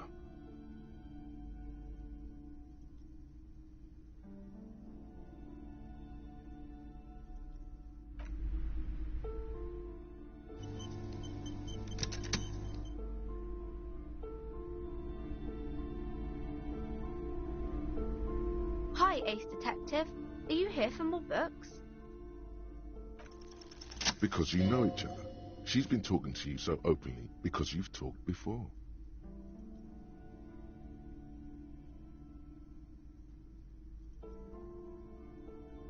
Yes, I used to stand out there all the time. Before Mother told me. You've been running around all week without your shirt on, sir. Telling people, of course, you stopped by a few times. You certainly look better than the last time I saw you. Yeah, I can see. You don't have... Party eyes. Yes, of course. That makes... I'm not surprised. You know, like a cat in the dark. All big and wide-eyed. It certainly looks odd on a man. The swiveling eyes of a loony drug addict. That is what she meant. Fuck yeah. You should get some party eyes right now. Snap those sequins on you, boy. Don't leave us hanging like that, man. Open yourself to the experiences of the world. Expand your consciousness with amphetamines. I'm glad I could help you, sir.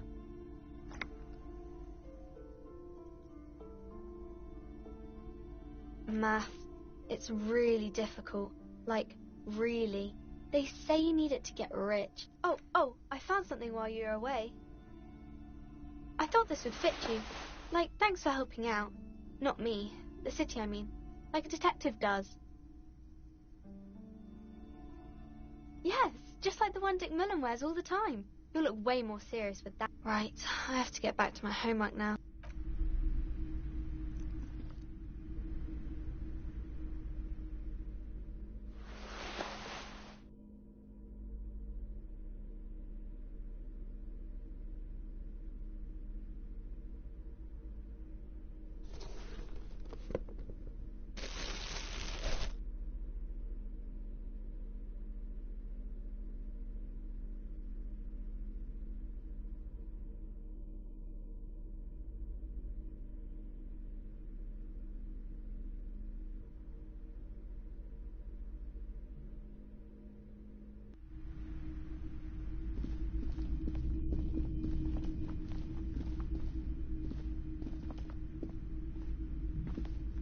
Shelves full of biographies of famous people, whoever they are. A true cultural touchstone. Enjoy the read. Browsing through all the... Suddenly, a particularly odd title catches your eye.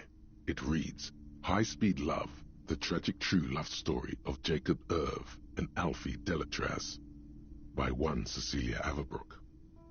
High Speed Love chronicles the romance next to... I really must insist you buy one. I'm sorry, I did not mean to...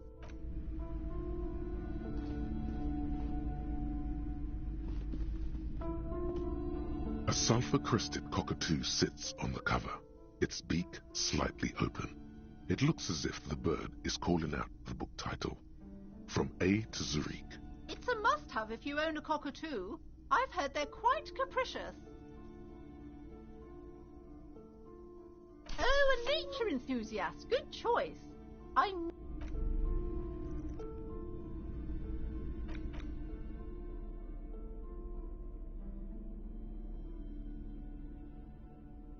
The note is written with a blue pencil on a piece of lined office paper. Does it say anything interesting? This is tangential at best, but the lieutenant's detective instinct is still active.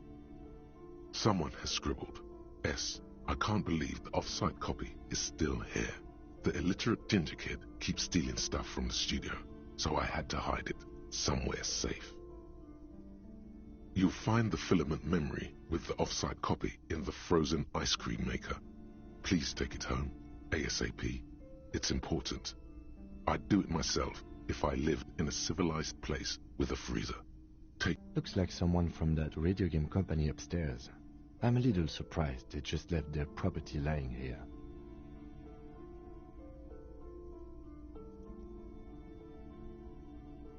That's a plausible hypothesis.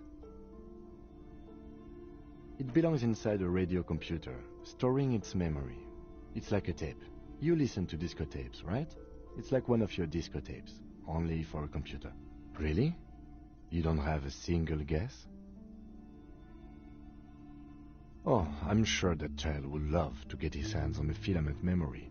Even if he doesn't know what to do with it, he'd probably try to pawn it for speed, based on our encounter. I don't know. I assume it's somewhere close to the ice bear fridge. Didn't you see one right next to the breaker box?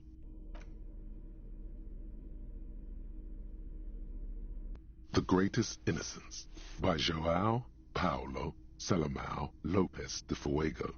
The book, browsing through the various chapters, you try your best to understand the ceaseless overflow, the sprawl of names, dates, places, events historical.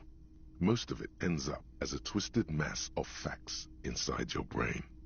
You can do it. It'll be worth it. Your educational survey is done. Did you catch any of that? No. Oh well, it's pop quiz time. Let's see what you've learned. That's the spirit. Here we go. Question 1. Who was... Oh yeah, this is what I was made for.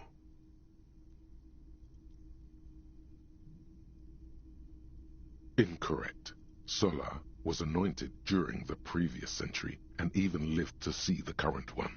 She was an urban planner who spoke her mind and largely... Sola resigned after an assassination attempt by a Yugo nationalist who blamed her for not taking the side of the left during the turn-of-the-century revolutions. Innocences don't usually resign. Care to try again?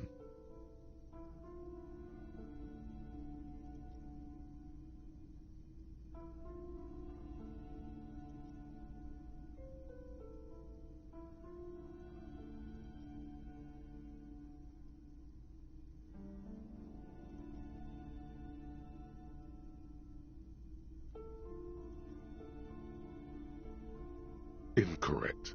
Dolores Day was the innocence of humanism, internationalism, and the welfare state. She codified parliamentary democracy and created modern... Her colors are silver, white, and apricot. And when you think her name, Dolores, stomach acid rises to the back of your throat, and it hurts. Steer clear of this one. There's something terrible about this one. A strange sensation of loss. When she left the earth, the dust, and the ice, and the humans. That is unimportant to the quiz. Yes, the quiz is impersonal. No need to rouse sensations in yourself at the mention of Dolores Day. Who was correct? Nothing much is known about him. It's not even clear that he was a he, but Franco Negro presumed as such and called him Pius. He's depicted as a young man with molten gold pouring out of his mouth. All he spoke was gold. It's said he invented God and equality of men before God. He also introduced the gold standard as a way for measuring people's love for Aurum. As the first innocence, he declared that there should be more of those like him. It is presumed his disciples. Question 2. Who was the strongest in it? Easy. Everybody knows the answer to this. You, me, anybody. Correct. Named the innocence of militarism, he codified hereditary rule, but at the same time ended serfdom and established the Inter Isolari Real, as Franco Negro attempted to solve the rising tensions between the aristocracy and bourgeoisie by building a unified society in which every man has a place and a mission, but at the same time may rise to nobility provided on the strength of his virtue. Question 3. Who was the... Got it under control. No problem. Solid on this one. It's widespread historical information. Correct. There have been a number of counter or false innocences, some assumed to have innocentic qualities, some who just thought so themselves. Occasionally, they have the support of a faction inside the ecclesiastic organization, and accusations of foul play have arisen. The most famous and important of these was Ernest Pasternak. He was into torture, despotism, hymns, cannons, and world conquest, but got defeated and humiliated by Stepan the Despicable of Kedra. Final stretch. You've come so far and learned so much. This is the most important one. Question 4. Who was the greatest innocence? I've got it. Honest. Incorrect. While Franco Negro built concrete churches and cathedrals, and while many people, especially the incorrect, he was a violent bastard. Correct. The Mesk might see Franco Negro as the father of nations, but as of this century, there's been a great shift. Everything from inter-esolary travel to the connected world. Congratulations on finishing the test. A C, vaguely passable. You would have done better if you just left Dolores Day for the end. Dial the Dolores Day down a bit. What's going on with you?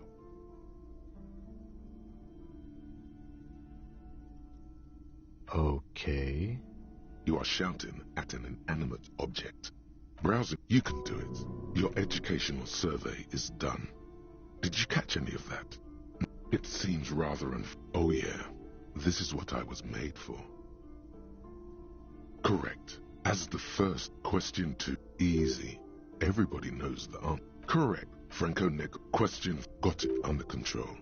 No problem. Solid on this one. It's widespread historical information. Correct.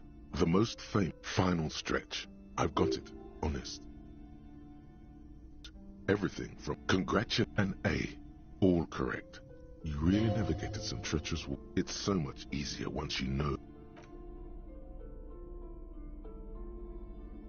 A cockatoo is a parrot with an erectile crest, found on the Seminine Islands and in southern Fas a la Mer. Known for their intelligence and general precociousness, cockatoos are popular birds in aviculture. However, they often exhibit various behavioral issues. This book talks about the delicate nature of twos, as well as introducing some of the most popular species among the bird enthusiasts. The funeral cockatoo, the major majestic cockatoo. Where to even begin? All cockatoos are known for their needy natures, requiring attention for at least 2 full hours a day. They love to talk, and have been described as lovable clowns who just don't know how to wrap up.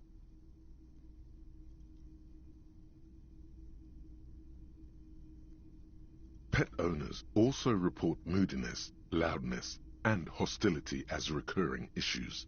If left unsatisfied, cockatoos may scream non-stop, pluck their feathers, or become aggressive.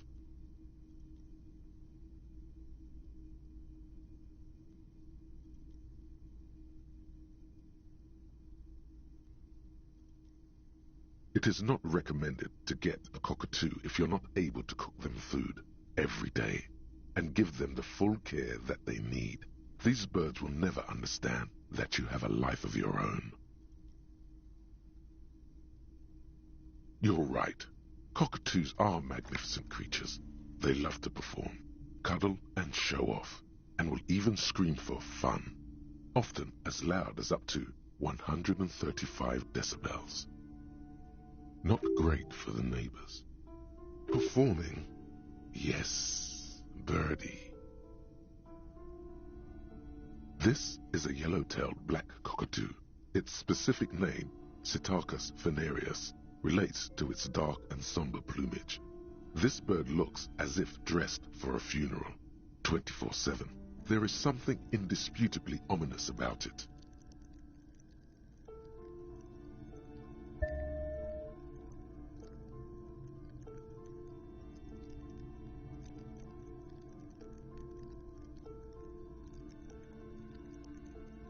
Who?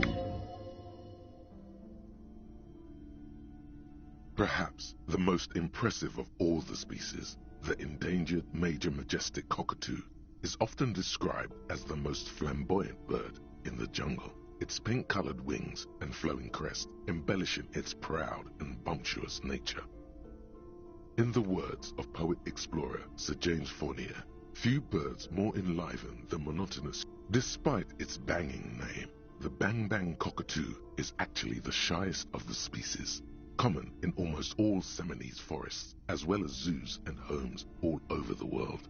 Its plumage is mainly grey and white. The Seminoles name, bang-bang, is thought to be of onomatopoeic origins. Yes, but all those cockatoo species are so different. Which one are you?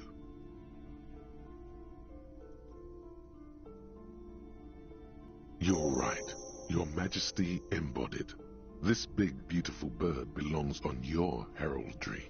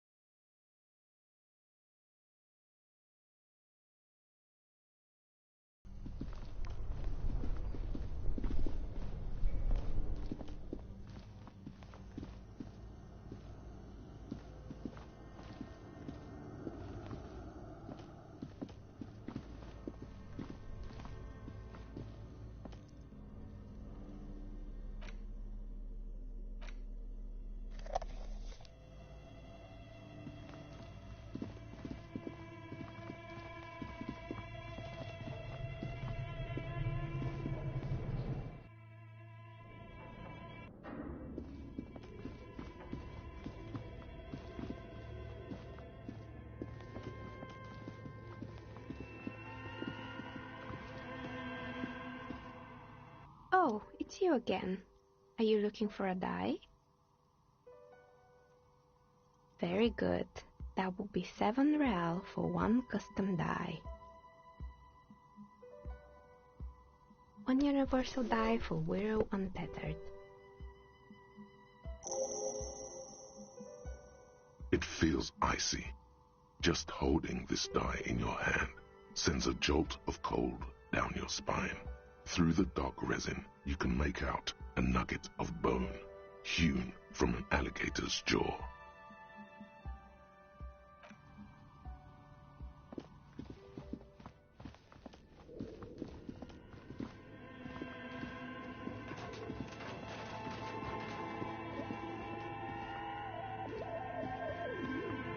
Tiles on the cube are still smoldering. Casting the framework in a soft, like a smooth draw, the filament slides into place. On the keyboard, the speaker comes to life. Good morning. Fortress accident en rue de Saint-Ghislaine. This is East. Please repeat. Is this the production schedule? Good. Please repeat the password.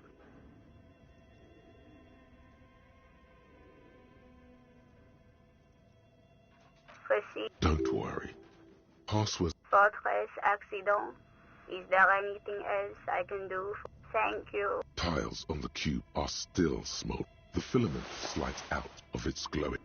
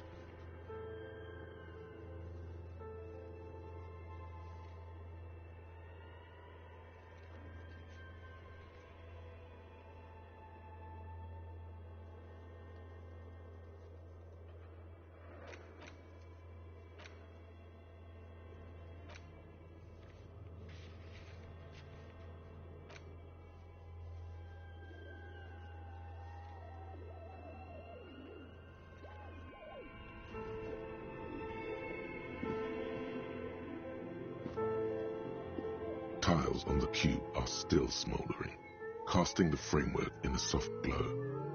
Nothing happens. Like a smooth draw, nothing happens. The speaker comes to life. Static. Good morning. Fortress accident en rue de Saint-Ghislaine. Please repeat. Is this the production schedule? Thank you. Tiles on the cube are still smoldering. The filament slides out of its...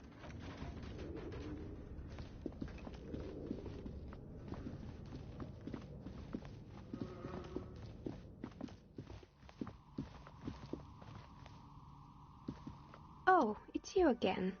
Are you looking for a die? I'm sorry. I'm a bit overloaded just now, so I can only produce 1 die per customer.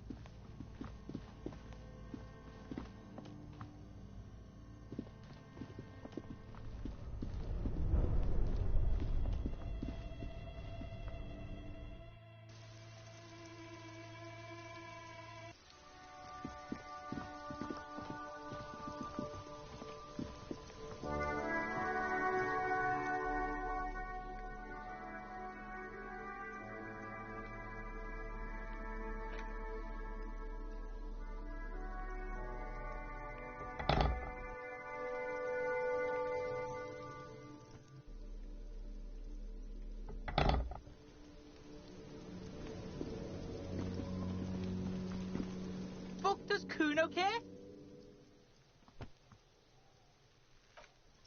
What's going on?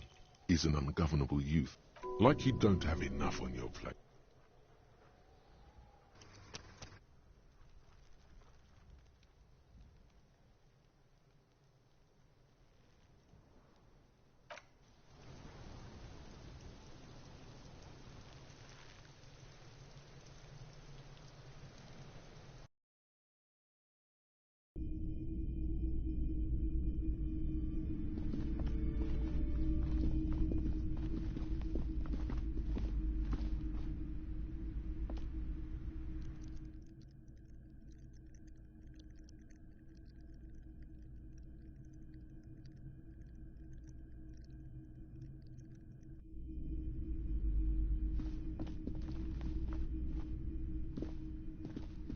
These shelves are overburdened with crime fiction. These books, furthermore, what's more, not a single mention of all the stress. You see, a killing is declared. Dick Mullen in the murder house. Oh no, turns out yes, tragedy. After all this, you still haven't found the answer to the one question that matters. Who is Dick Mullen? Oh, you're a police officer, apparently. You should buy all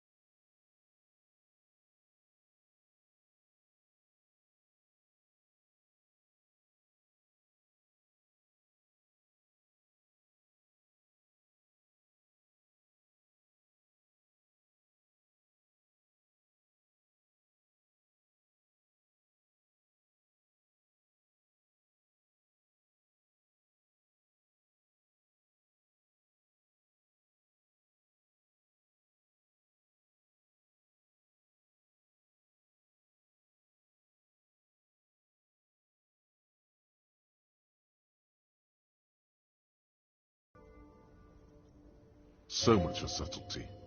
We have a credible lead, sir. Someone on this roundabout is waiting for a bulk shipment. Not me, man. No way. I don't need any trouble. Shit's bad enough anyway. This jam's got folks up in arms, and I'm afraid it's headed toward a conflagration. Look, man, I try to stay away from the criminal underbelly of Revachol. I'm a guest here. We wouldn't say he's lying, sir. It's not a lie. It's something else. Impossible to say what at this point. But nope, don't smoke. Some of the other drivers... Yup, nothing wrong with that statement. You could also check the kiosk down the street. Frit. With 3 T's. Revachol's weird. In his eyes, an unfamiliar longing. Fleck, it's hard to say. His gaze wanders southwest. Excuse me?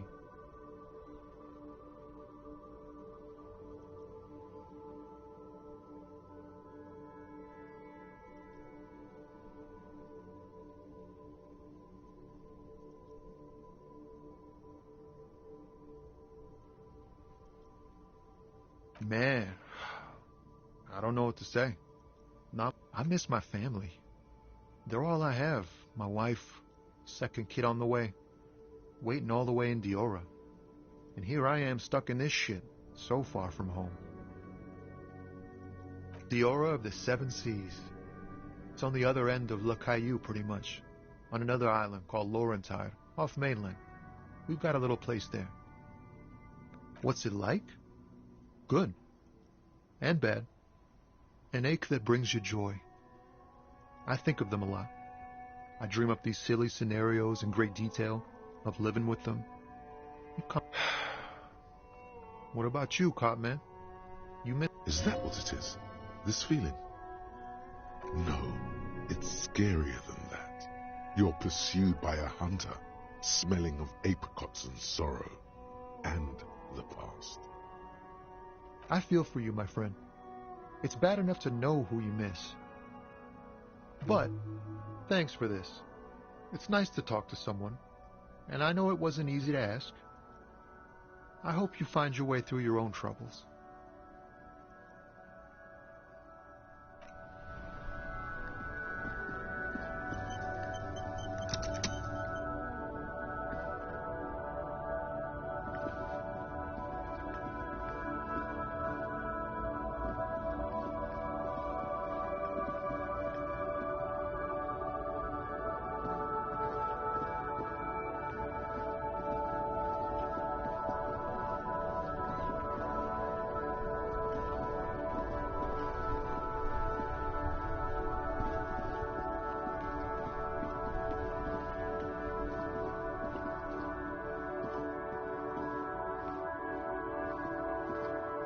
Everything's still cool here, officer.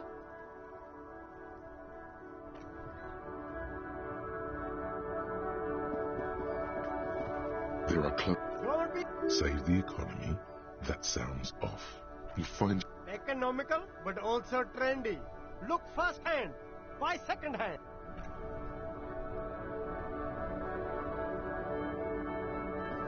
the speakers below are banged up and worthless. The sneakers triumph over them.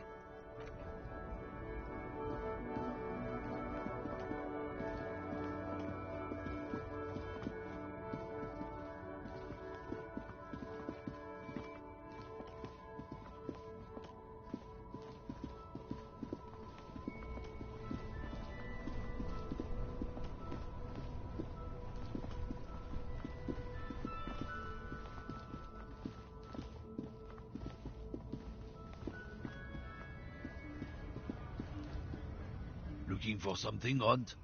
Come to tell me to fuck off again? No. He's got a smoke right there, in his fucking hand. Snatch that shit out of his fat fingers. You need it after listening to his garbage. It's my last one. Sorry, hold on.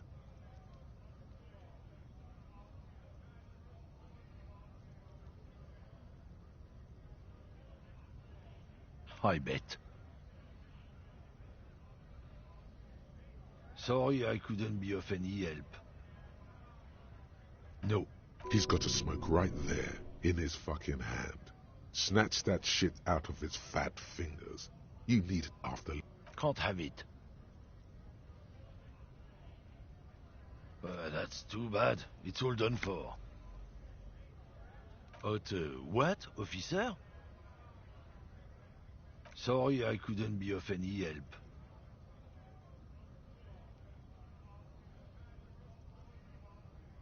No. He's got a smoke right there, in his fucking hand. Snatch that shit. It's my last one. Why would I do that? I'm an honest man.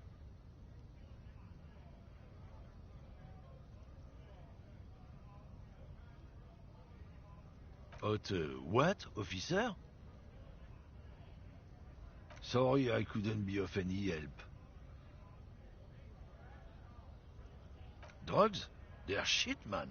I don't let anything pollute my... You know where that shit comes from? Sarah Miriza, Safre, Ilmara. They take the money from our... They know they can't beat us in a fair fight.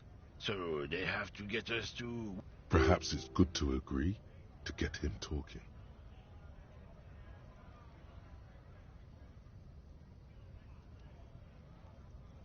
I don't go for that foreign piss. Proper booze is made in Mundi. Or sometimes I like a dram of that Yugograd vodka. Koikos and worse much, but they do no booze. Not in, not out.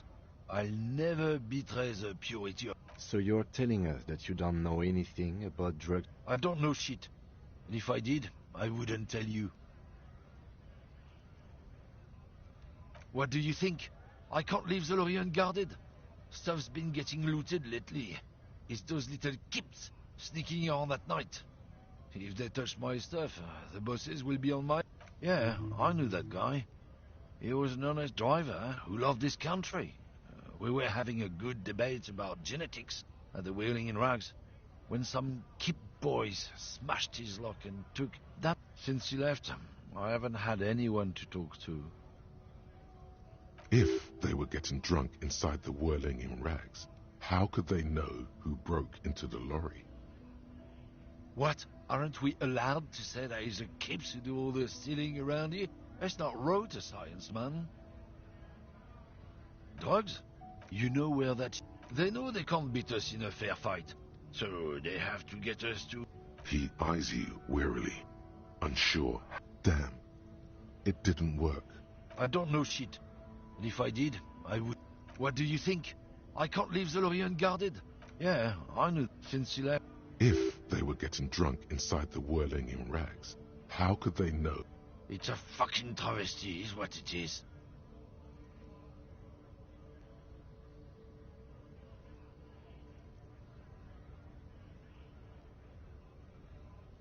Isn't it obvious? Fucking Sealang, that beady-eyed South Samaran. Of course he's a lorry driver. What? He tell you he's just some simple businessman or some shit? His tribe are natural liars. It's in their blood. He's your man. I wouldn't be so sure about it. Not until we've heard what Sealang himself has to say. Guess so.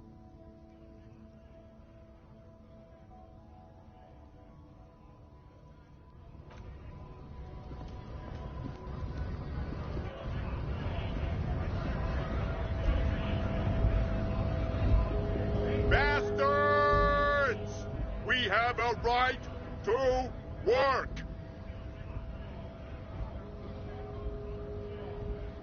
Hold up and stay frosty, everyone. Cops are here. You here to fuck with us? Beat the honest worker down. We're here to fight for a cause. Stripes usually have problems with people who have causes.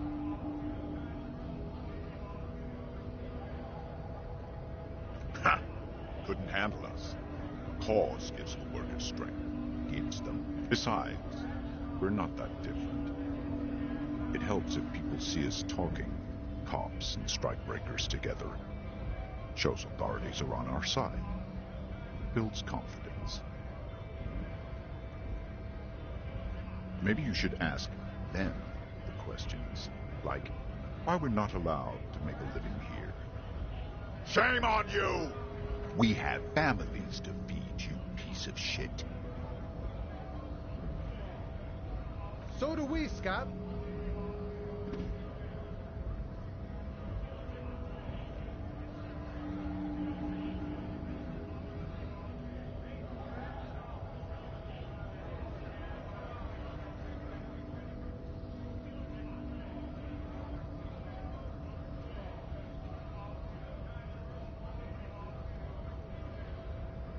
Not before you get in there and get your ass whooped. Learn by failure, I always say. He might have some advice, but you got to at least try to fight Measurehead first. Return if you fail. Have fun. Union shits are on full strike. Don't think they're going to let you through the gates. I'm trying to meet their fat boss. I know nothing about a murder. The mention of a killing sends a barely noticeable shiver of tenseness through him. Interesting. What are you talking about? I'm not tense. Yes, Right to work! It's shameful. Cops doing nothing. You should bring backup. Open up the gates for us. Blockading gainful employment for workers is a crime. Why not? I see numerous reasons not to pick a side. Pity. Let us work! Have fun. Union shits are on full strike. Don't think they're going to let you through the gate. I know not. the mention of a killing. Wouldn't put it past these harbor bugs. They'd do anything. Right to work! We are not picking a side in pity. Let us work! Honest men and women with rights to work, to be useful. We came here to help the harbor run smoothly in time of crisis. If Union fucks don't want work... I have a question. Why do all these men follow your leadership? You think they follow because I'm big and loud? No. They follow the rules of the market, the rules of the economy, because they were given a job to do! You've been talking to him for quite a while now. Something is off with this guy. Ask him where he's from. What's it to you?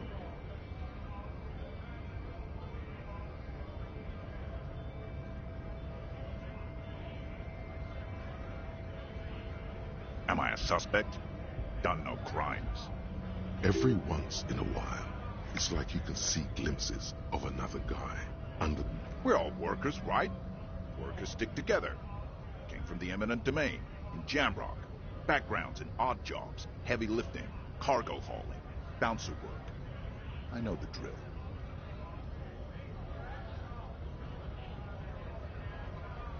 Worked at Territorial. Ring a bell?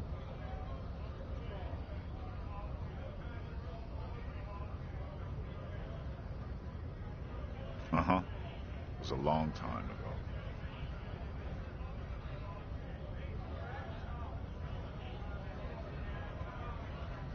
We were promised work. We'd be in there, working, if the bastards hadn't shut the gates. Main gate's locked. Would take heavy ordnance to bust it open. Could try to get in through the secretary's office. And I don't mean the scrawny mess punk either. I mean head measurer. Or whatever he is. Yeah? That giant up there, on the bridge you talked to. Head measurer. Won't let the workers by. The access panel is right behind him. Bad. Standing on a narrow bridge, he's got a strategically advantageous position. I don't know how the Union has a trained killer up there. But that one's no joke, and my men are tired and hungry. They're workers. Like civilized folk, you mean? These native fucks don't understand. Odd, out-of-place colonial reference. It would be better for the neighborhood if you went. No! They will give up eventually. Or get drunk. Leave the button unguarded. Then we charge.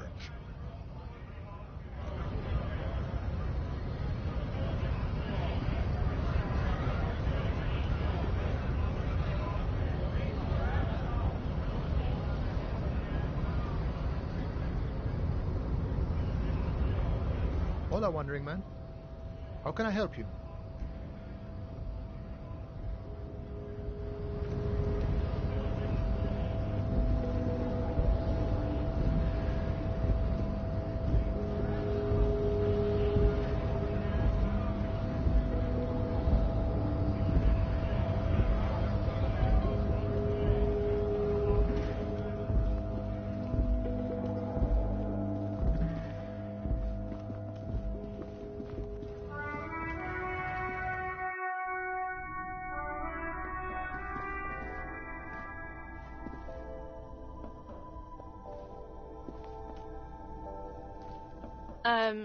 Is this about the questions again?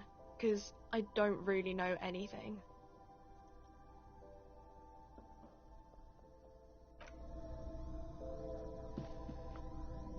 To the left of some croissants and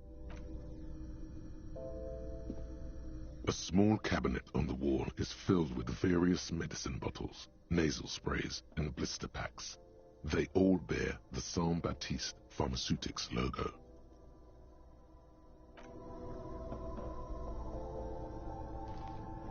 A colorful display of cigarettes and alcohol bottles line the shop wall, inviting you closer. There, in that dark green glass, all in vain, the great flowing river of warmth, wine, alcohol, beer, alcohol, love, alcohol. Guess not, no. Good thing you're an unrecovering. I'm obliged to inform you that both alcohol and cigarettes damage your health, but... Know this, you will never finish your alcohol quest if you don't buy beautiful alcohol. Here you go, mister.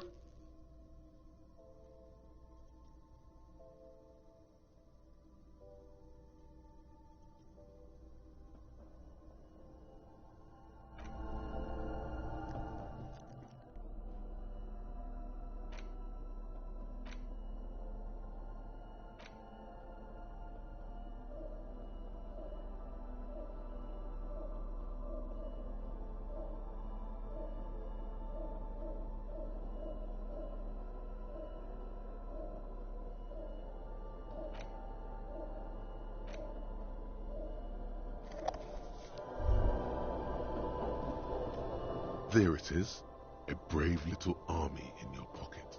The first Smokes platoon. 20 brave. You picked the best one. This soldier is fat and succulent. What are you waiting for? Light up. Get a load of this rock and roll cop hair, people. Johnny Thundercop. Hey, you can't smoke in here? Shut up. It's already happening.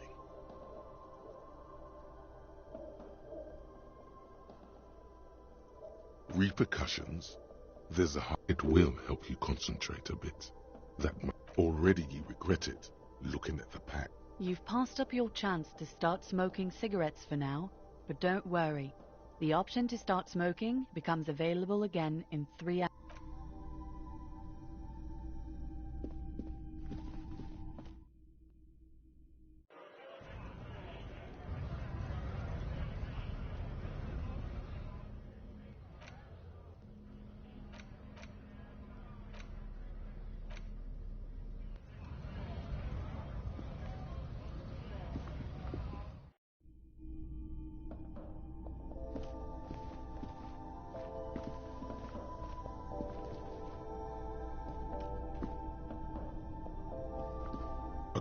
Again, I'm obliged to inform you that both alcohol and cigarettes damage your health. Here you go, mister.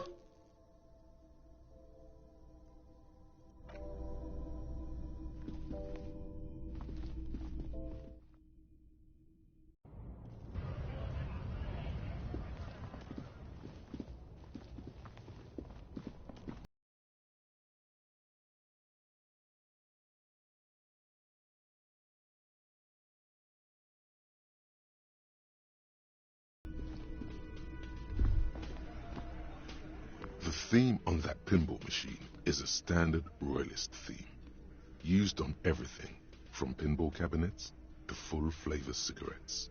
clinging to a picture book version of the past century, waiting for the king to come back and cast out all the profiteers and homosexuals. Basically, imagine a yellow plastic crown with a liquor brand emblazoned on it. It comes free with a six-pack of Vermilion Roi d'Or.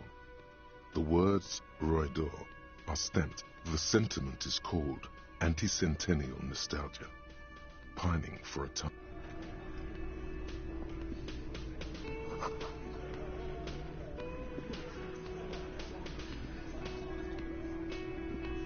This is where you say your bit.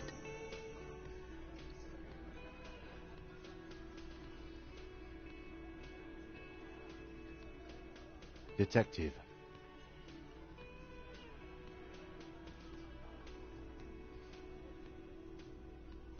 Oh, this is about him. A real looker, that. You're sure taking your time, waiting for him to get ripe and pretty for you, huh? Oh, he was a real pretty boy by now. Real hot stuff. Letting out that pretty boy smell. Time to go to work in the shit factory! Easy, boys. These janitors have a hell of a job cut out for them. I mean, I wouldn't go in there for $1 million. You might want to start asking your questions now. It's not going to get better than this. These guys are so macho, they're ready to confess to first-degree murder. Do a head count first. Connect these men to the tracks you saw in the yard. Chances are they're going to match. Starting from the right, boot size 44, blonde man, in his 30s, sitting on his right, standard working boots, size 45 or 46, eldest in the room. Across at the other table, hobnailed working boots, size 43, gang tattoos, Mesk or Saram. He spent his youth in Villa Labos, a housing project in the Jamrock quarter, and then standard working boot, steel reinforced toes, size 46, the big dick, wide at the shoulders and lean at the hips. The emblem on his vest says Rowing Club. A little in the far corner, standard working boot, steel reinforced toes, size 44, 40-something, non-alcoholic beverage in hand, on his neck.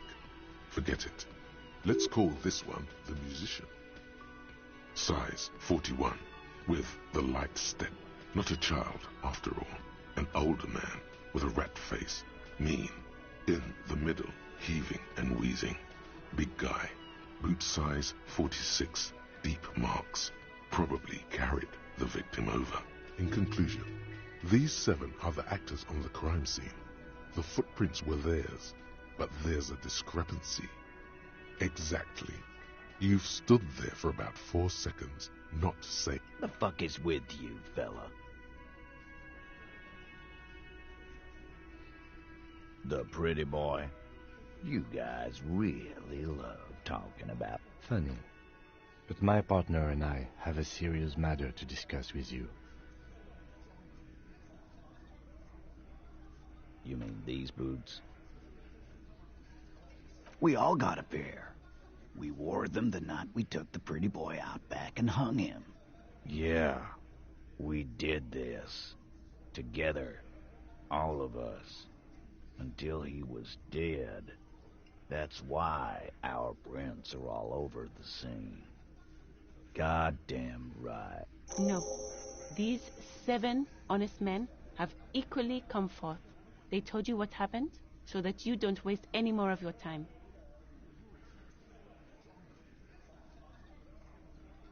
All 7 together. They're diluting responsibility. It's an anti-arrest tactic.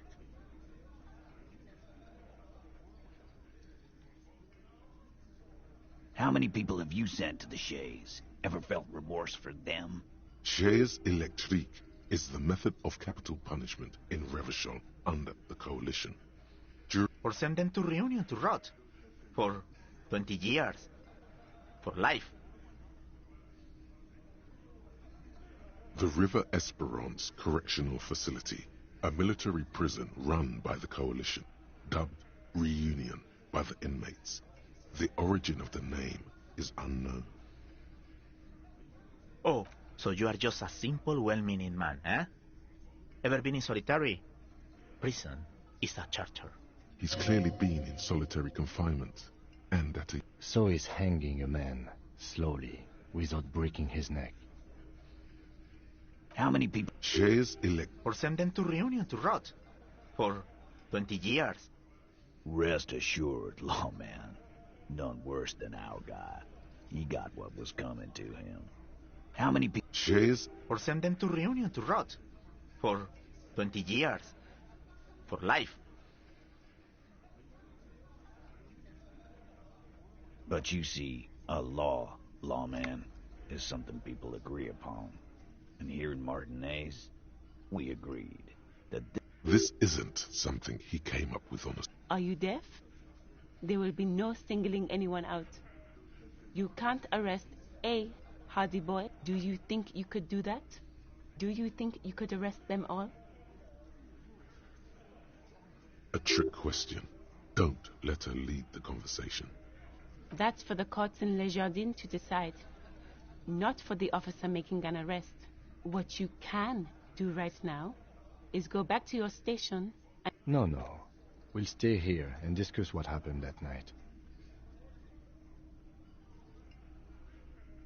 You don't have to keep answering his questions. I know, Lizzie. Relax.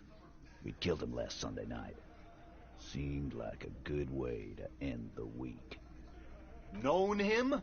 We don't associate with scum like that, asshole. Yeah! Who do you think we are? Quiet. He came around about 3 weeks ago when that Pines cow first sailed into town. Happy?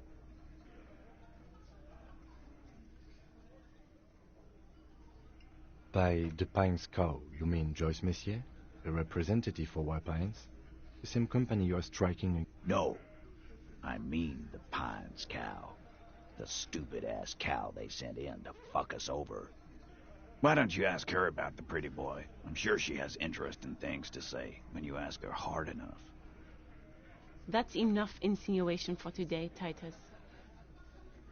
Officer, your interview is drawing to an end. Don't waste your last questions. Why? 'Cause he was worthless mercenary scum. And he stepped out alive in my town.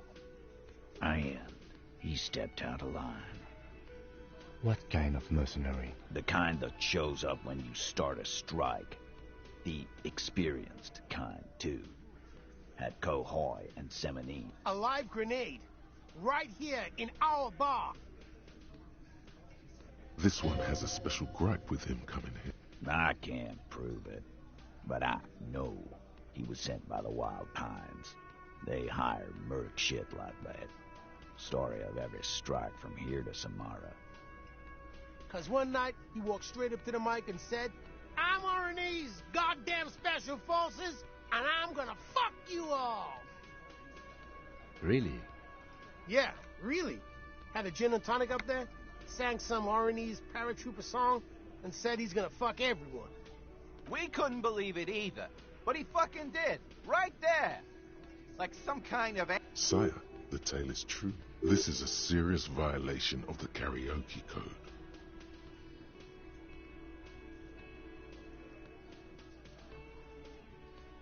Wrong.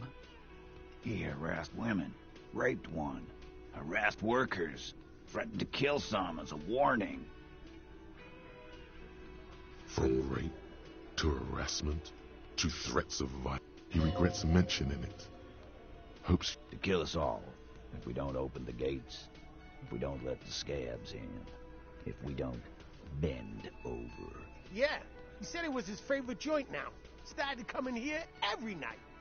Drinking, He grabbed someone? Yeah. This girl's on the mic. A beautiful girl. Young. Gets into the second verse of Love. Show me your cunt. Why don't you show me your cunt? Then, he gets knocked on the head with a wine bottle, doesn't even fall down.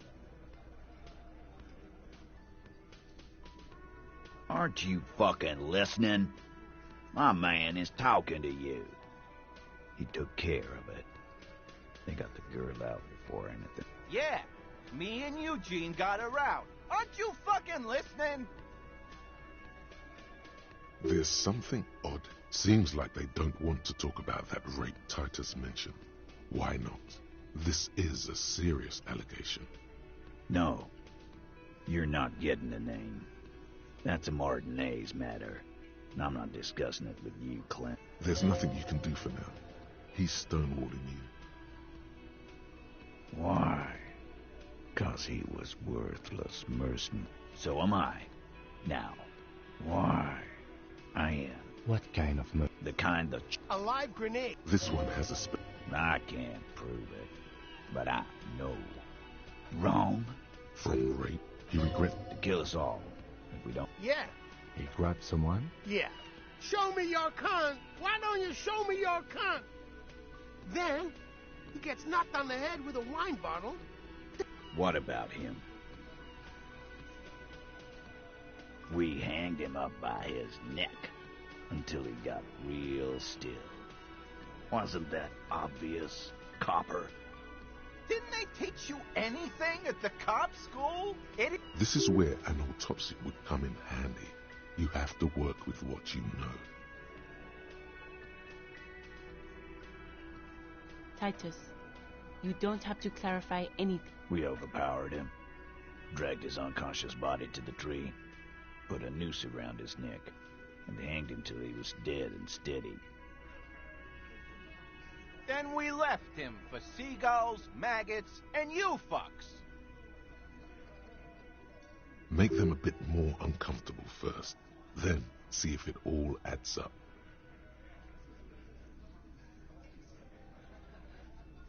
With numbers, asshole. How do you think? You're right, Lizzie. I've done enough explaining here. Weren't you fucking listening? The fucker came to our bar. It happened right here.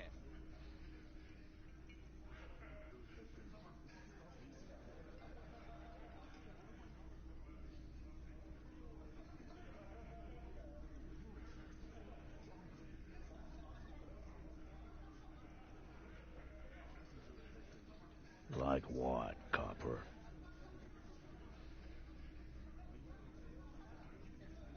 Yeah, lawman. Why don't you? It's almost an anthropological sight, watching it. Not in the arresting mood? By your side, the lieutenant keeps his hand away from his holster. Easy. Walk back from the provocation. They're armed, and they outnumber us. The lieutenant tries to...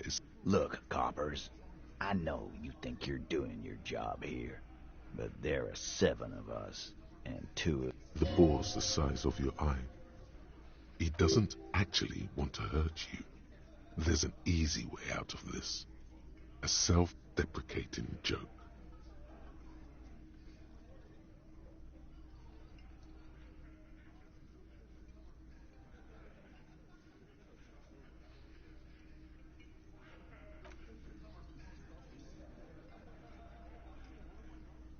Good one. You need to go cool off right now, Copper. Can't joke your way out of the next one. Beneath everything, he's just a little bit grateful you didn't force him to get ugly. That won't be necessary. We'll be on our way for now. Let everybody cool off a bit.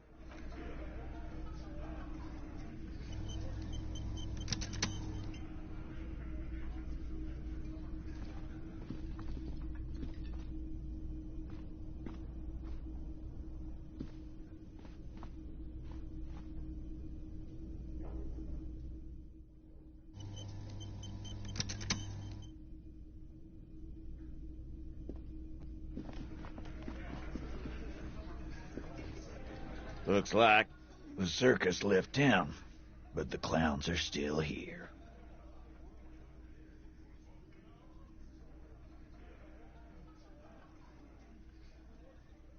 What are you talking about, madman? There's no 8th Hardy Boy this... Or what? You want to be the 8th Hardy Boy? We ain't hiring. Actually, boss, we've been talking and we think she could maybe... This person Glenn wants to hire, he really... Shut the fuck up, Glenn! I do the talking here. It has to be good, if he won't let... So let me get this straight. There is an 8th Hardy Boy. It's a she and... That's right. We're not talking about this. This is a You're not cops here. Don't go digging around if you... Good. We are all watching each other. There's no point in pushing it further, he thinks. This is already a victory. Again. Good one, Titus.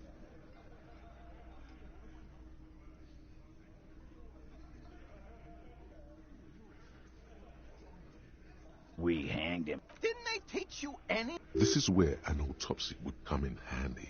You have to... Titus. We overpowered him. Then we left it. Make them a bit more uncomfortable first. Then see if it all... Weren't you fucking listening? The fucker came to our... With numbers, asshole. How do you think? You're right, Lizzie. I've done enough explaining. Like what, Copper?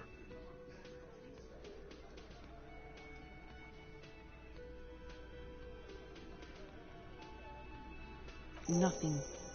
Your investigation here is done. Leave Martinez, go back to your stations where you belong. I think we're going to stick around, thanks. Some things don't add up here, Titus. I've done this job for long enough to know that people don't just confess to first-degree murder, even if it is a group responsibility. Good luck with that. You've heard everything a rent-a-cop is gonna hear from us. Real law officials. You're lucky you didn't get a beating. Rent-a-cop? So that's what this is about. He doesn't see you as his equals. Establish authority. Yes. Authority. Feverish thoughts race through your mind.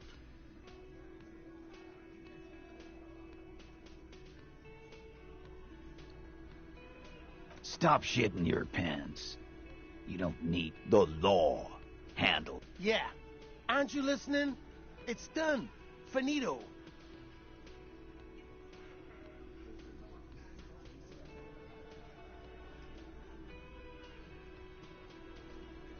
No, asshole. You're nobody. I'm the law. Stop yelling about the goddamn law in my establishment! We get it. You're all... Let's just all cool off. We had some questions, that's all.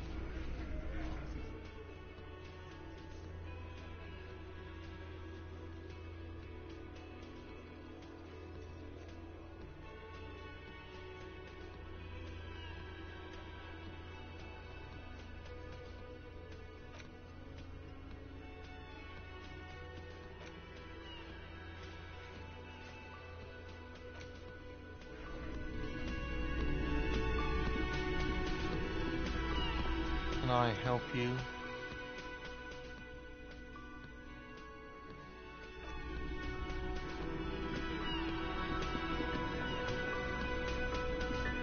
The man ponders his cooking utensils and gives you a little nod. Acknowledge.